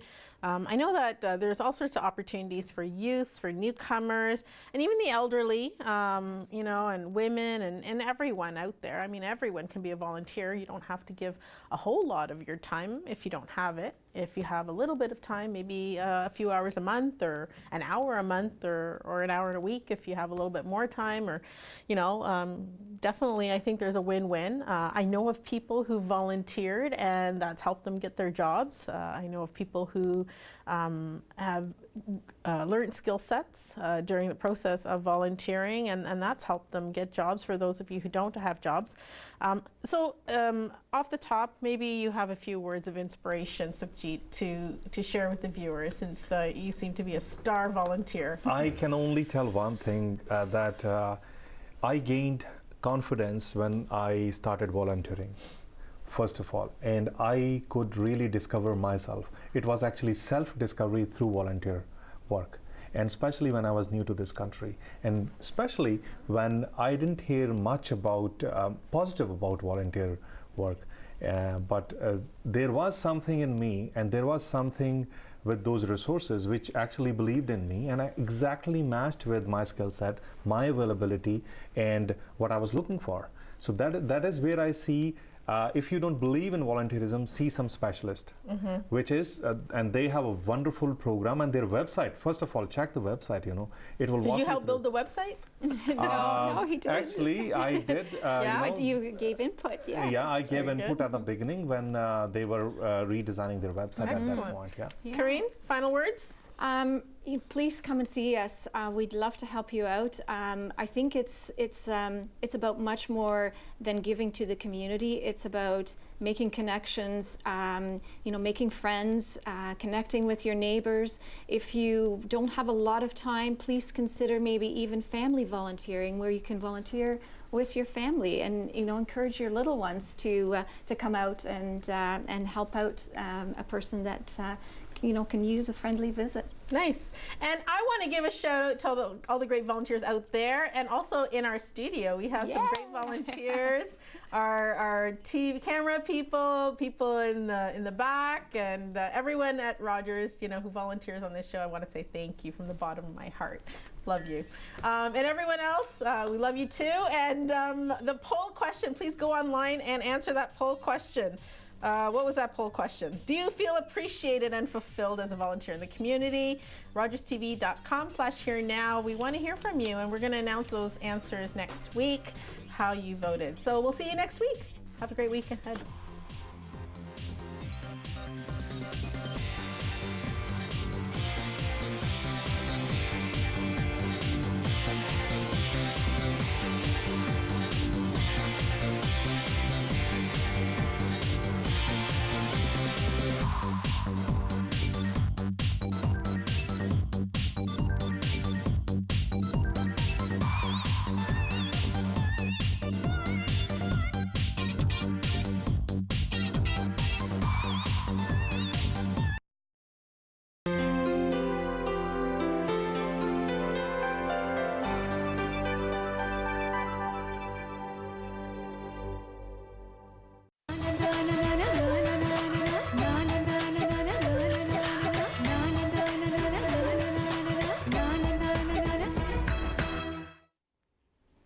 अस्सलाम वालेकुम, नमस्ते, सत श्री अकाल। आप सबका स्वागत है। आप देख रहे हैं साउथ एशियन फोकस टीवी। मेरा नाम है हुमा खान और मेरे साथ हमेशा की तरह मैं सनी जोशी भी आपका हार्दिक स्वागत करता हूं। हुमा और मेरी दोनों की ओर से आपका बहुत बहुत शुक्रिया करता हूं।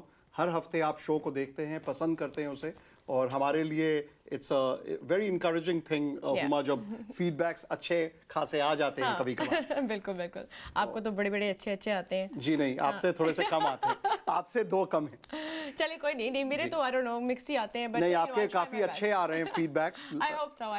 सिर्फ ये कि लोग आपको फीडबैक देने की जगह कई बार डर जाते हैं आपको अप्रोच करने के लिए, और वो हमें आके दे देते हैं कि हुमा इज रियली गुड। तो ऐसे why didn't you tell Huma that? नहीं, मैं थोड़ा सा डर गया था, घबरा गया था। वो मेल होते हैं ना ज्यादातर, they all males. I don't think I'm that scary. I'm very approachable. जी नहीं, वो एक मेल सिंड्रोम होता है, जिस जहाँ पे मेल जो है वो डर जाते हैं, औरत को देख के घबरा जाते हैं। या that's how you know how it is. We still have power then, I guess. Yes, absolutely. Women empowerment. Here we go. So, Sunny, we're going to start off with some very, very sad news. Boston, recently there was a bombing that took place. Now we don't know who did it, but first off, I think I would like to send condolences out to all of the victims and their families. And Sunny, I mean, thak gaye yaar dekh ke. Like, it's just senseless. Duniya mein kahin par bhi innocent lives, when they're lost, it's just a very, very big tragedy and just unnecessary, I think. And there's been a lot of media coverage, and we'll refrain from saying anything because there have been fingers pointed already. There is no proof. We don't know who did it. Nobody can say anything. It's just, let's focus right now on the loss of life.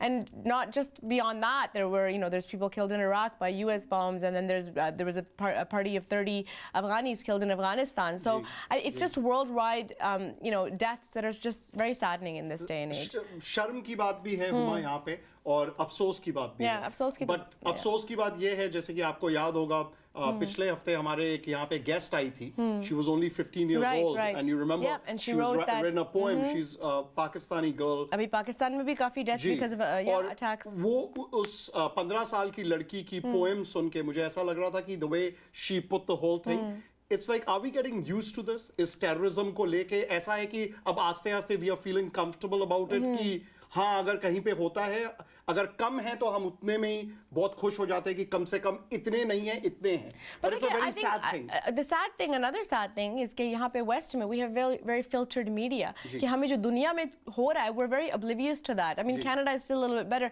but I think that Western mass media gives you only snippets what they want you to what they want you to hear and I mean I'm a little bit looking at the track record of the mass media and the US government I'm personally, this is my own personal opinion, I'm very doubtful of the official stories that come out. You know, after 9/11, the entire theory of 9/11 was debunked, the official government theory. And, you know, there's a truth movement. The families of the victims of 9/11 have found so many holes in the government's theory of what actually happened that it's completely untrustworthy. So before anybody lays blame or points fingers or makes accusations, let's wait and see what unravels and who is behind this. Because there's been... Since 2001 के अगर पहले की चीजें देखी जाए Uma is something that was unseen, unheard of. West में खासकर, you know, unfortunately Middle East ले लीजिए या कुछ ऐसे regions हैं world के very unfortunate क्योंकि वो भी इंसान हैं. वहाँ पे ऐसी चीज होती है and it's almost become a part of life. यहाँ पे 2001 में जब हुआ था it was unheard, unseen. लेकिन 2001 के बाद अब 2013 में you know after 12 years something like this happens. Very shocking. लेकिन ये है कि all over the world कुछ ना कुछ हो रहा है. And it's so sad to hear कि 8 साल का बच्चा था जो whose life went in this situation and I mean that's the saddest thing in the world. और कुछ हमारे Canadians भी वहाँ पे गए थे. अगर आपको पता होगा कुछ there were about 2,000 people जो कि मैराथन में हिस्सा ले रहे थे from Canada. लेकिन उसमें से 8 लोग हमारे ब्रैम्पटन के थे. But thank God they are all well and they came back. And that's just, again, it's very sad and like heartfelt condolences to all of the victims' families. यहाँ मतलब there was one 8-year-old, but then also think of all of the other 8-year-olds, Iraq में, Afghanistan में, or all around the world. Because at the end of the day, every kid is a kid. And you know, so I mean, it's just, you know, we have to really look at it on a global scope and pay attention to everything and do something collectively, you know, as a human force to kind of speak out against any kind of violence. It's just very tragic. And, पर आने वाले हफ्तों में हुमा इसकी report और खुलेगी, इसकी report और बाहर आएगी जैसे प्रेसिडेंट ओबामा ने कहा कि फेस ऑफ द अर्थ से मैं उन लोगों को पकड़ के लाऊंगा whatever we have to do we'll do.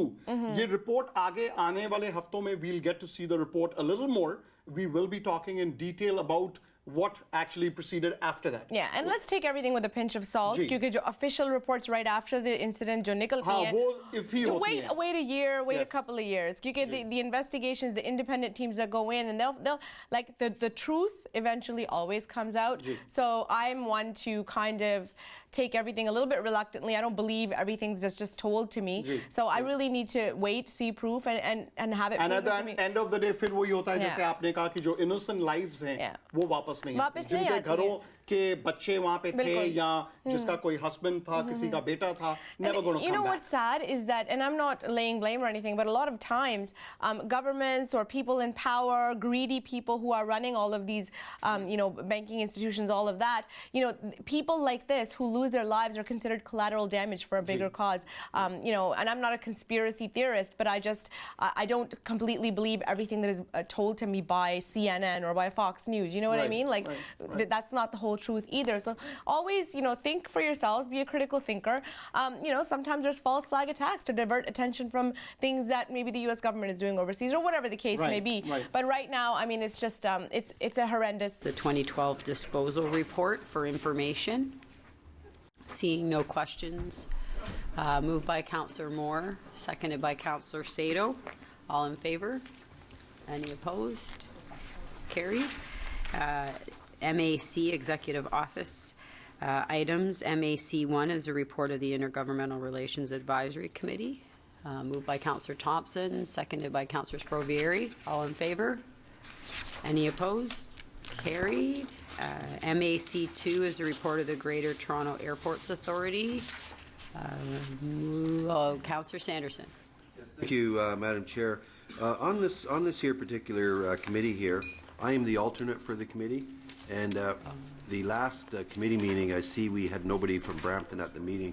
Mayor Fennell couldn't make it, and I wasn't notified of the meeting, so just wondering how we can... From a process. Yes. Same thing happened to you? Oh. The attendance is by, it would be very helpful if everyone could notify the clerk's office if they're not going to be here. We weren't aware that Mayor Fennell was not going to be present. Otherwise, we would have notified you. All council members receive all agendas for all the committees. If I'm not aware, it's difficult for me to tell the alternates to come. Can we maybe send out a... Oh, there's an echo A here. memo? Yeah, can we maybe send out a memo? How come that's echoing? A memo just to remind people that they need to do that?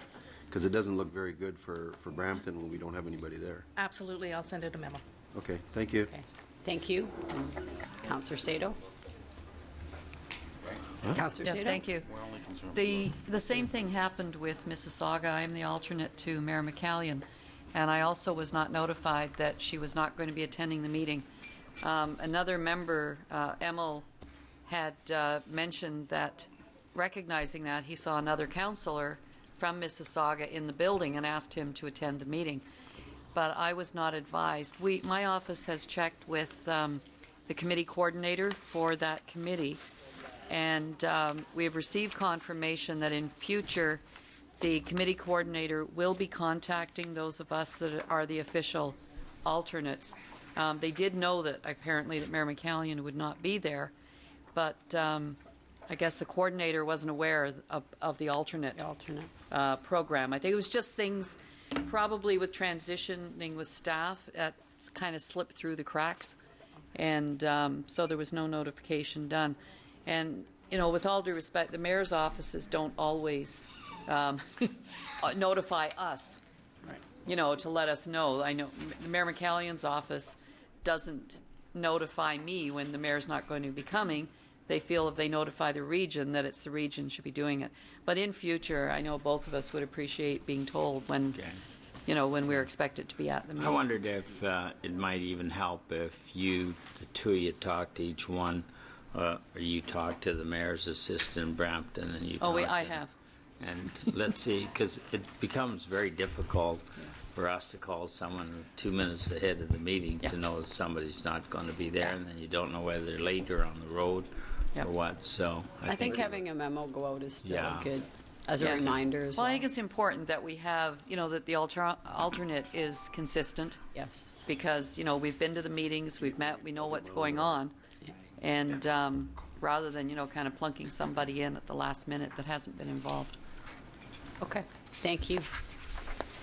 Okay, so Councillor Sanderson and Sato, Councillor Sato, would you like to move the report? Okay, all in favor? Any opposed? Carried. Communications, MAD1 and MAD2, they're both for referral. One is receipt. So MAD1 is from David Orazzetti, Minister of Natural Resources. Moved by Councillor Thompson, second by Councillor Mullen. All in favor? Any opposed? Carried. And MAD2 is referral to corporate services. It's by Howard Brown. Yes, Councillor Sprovieri. Thank you, Madam Chair. And I do support referring this to the staff for a consideration, but I'd just like to make a point here that, and this happens to be in my ward I represent, Ward 10, this site, and I'd like staff to consider that this is not really an addition to the building. It's just some interior alterations that is occurring to accommodate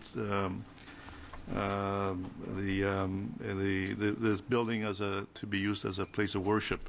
So given that it's not an addition where it adds more square footage to the building, I would like staff to really take that into account, that when you report back as to whether we can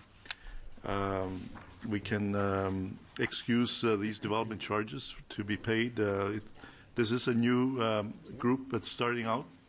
And as you probably know, Brampton has made provisions in our DC bylaw not to charge DCs for these establishments, places of worship, recognizing the benefit that role that they play in our city and society.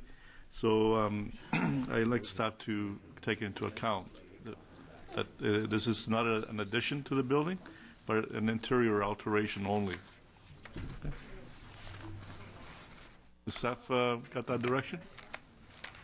Yes, if I could just make a few comments. I think referral to staff is appropriate in this situation. We have had a number of discussions with Pastor Brown, and it's still relatively fluid as to exactly what he is doing and the size of the space and that sort of thing.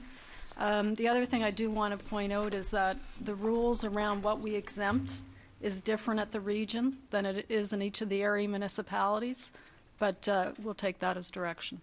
Thank you. Okay. Thank you. Thank you. I'll move that, Madam Chair. Okay, and Councillor Paleshi.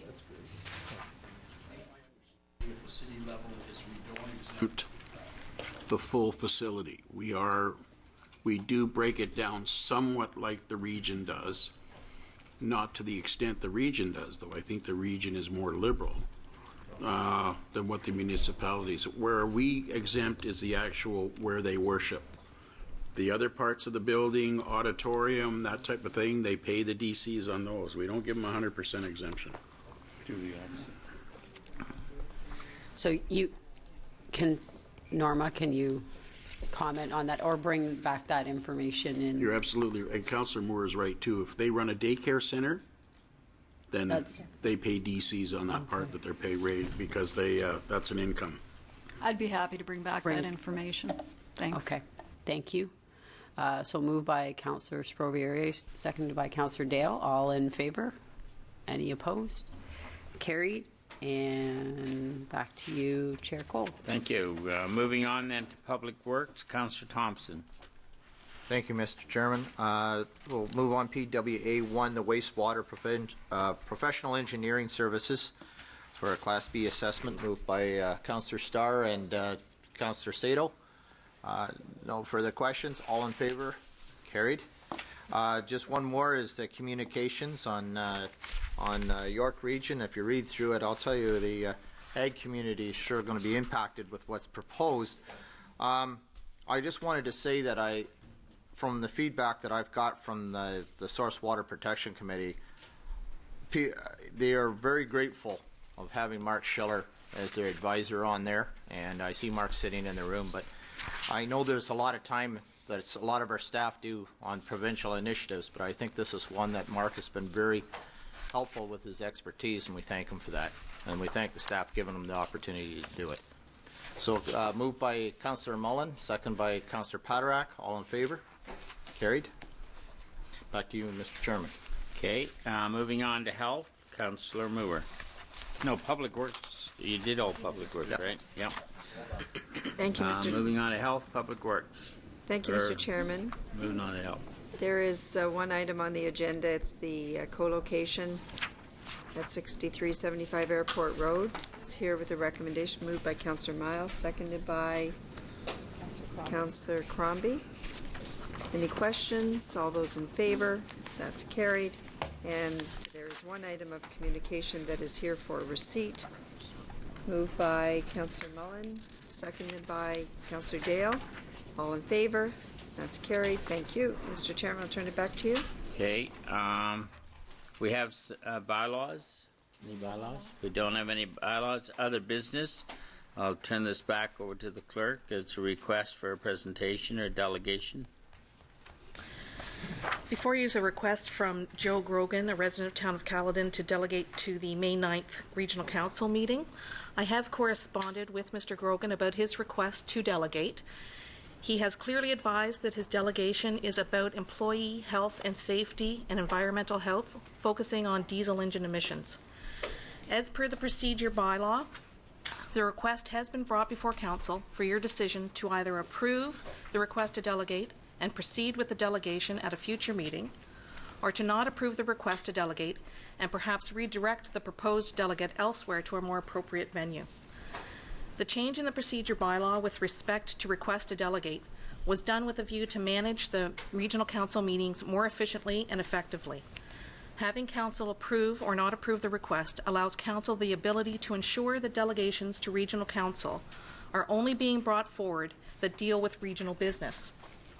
In this instance, employee and occupational health and safety is not within the scope of public health or the region of Peel, and is rather within the mandate of the Ministry of Labour. It is within Council's authority to not approve the request to delegate and to refer Mr. Grogan to seek a meeting directly with the Ontario Ministry of Labour, given his request to delegate is one that is of occupational health and safety concerns and not directly related to regional business.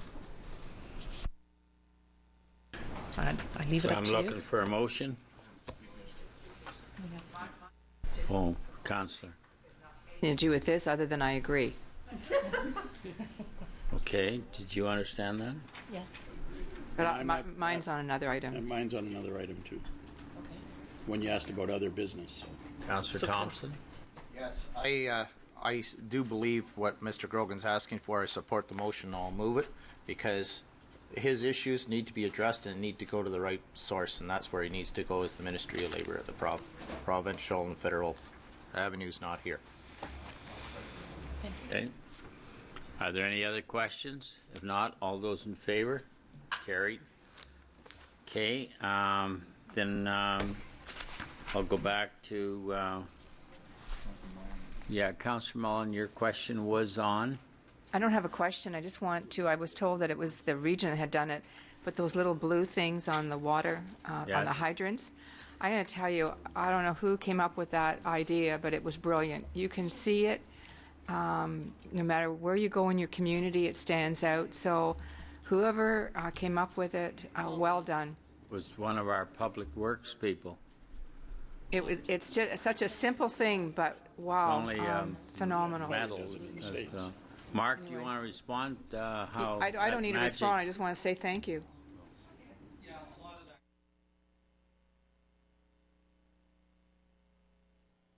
To address for a long time, so when they showed up, they would know what the capacity was at a hydrant. So with their help, we got it implemented this year. It's really great in the snow in the wintertime. All of it, unbelievable. Yes, it's great. Thanks for that. Councillor Paleshi? Yeah, thanks, Mr. Chair. I just want to thank staff for the issue on Mayfield Road, that when you passed the bylaw, the actual speed signs were up the very next day. Okay. So that's what I call a quick response, so that's very good. Thank you. Yeah, they're illegal, but don't worry about it. Councillor? What? Dan, will you make sure these go on to the appropriate Raising people hell, they want to who go are involved? faster? I did it Not too myself with an residential. impact gun, so it's okay. Yeah. I thought I saw Dan's car out there. Councillor Starr? A quick point of clarification. What do the different colors, Mark, mean for the those symbols on the hydrants?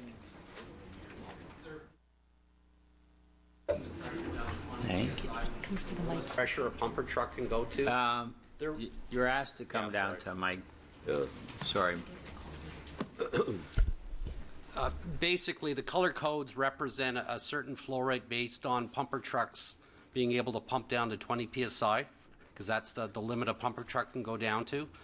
The color codes on the different flow rates will be sent out to you. I thought it had already been done, but you're supposed to be receiving a letter indicating what those different flow rates are based on the different color codes, and I'll make sure that's followed up with staff.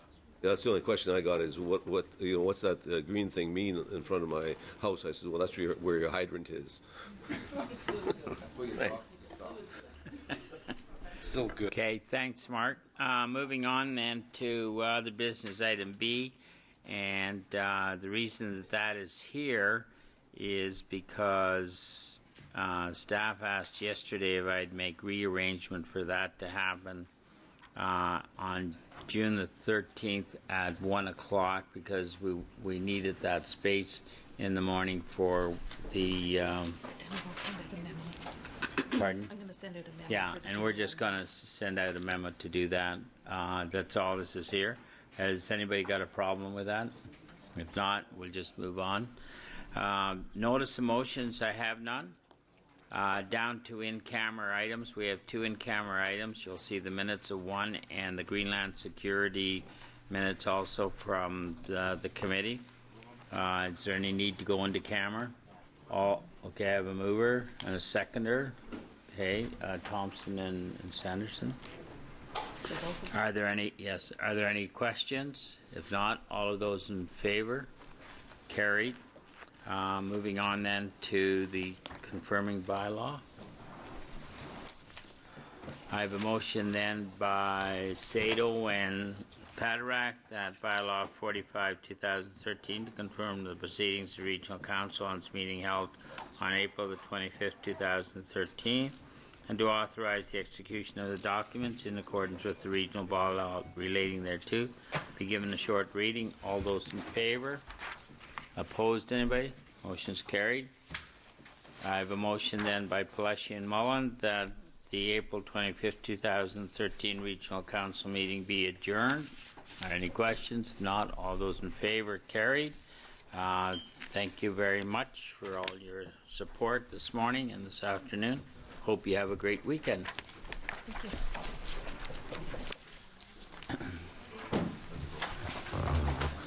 We're meeting in your office.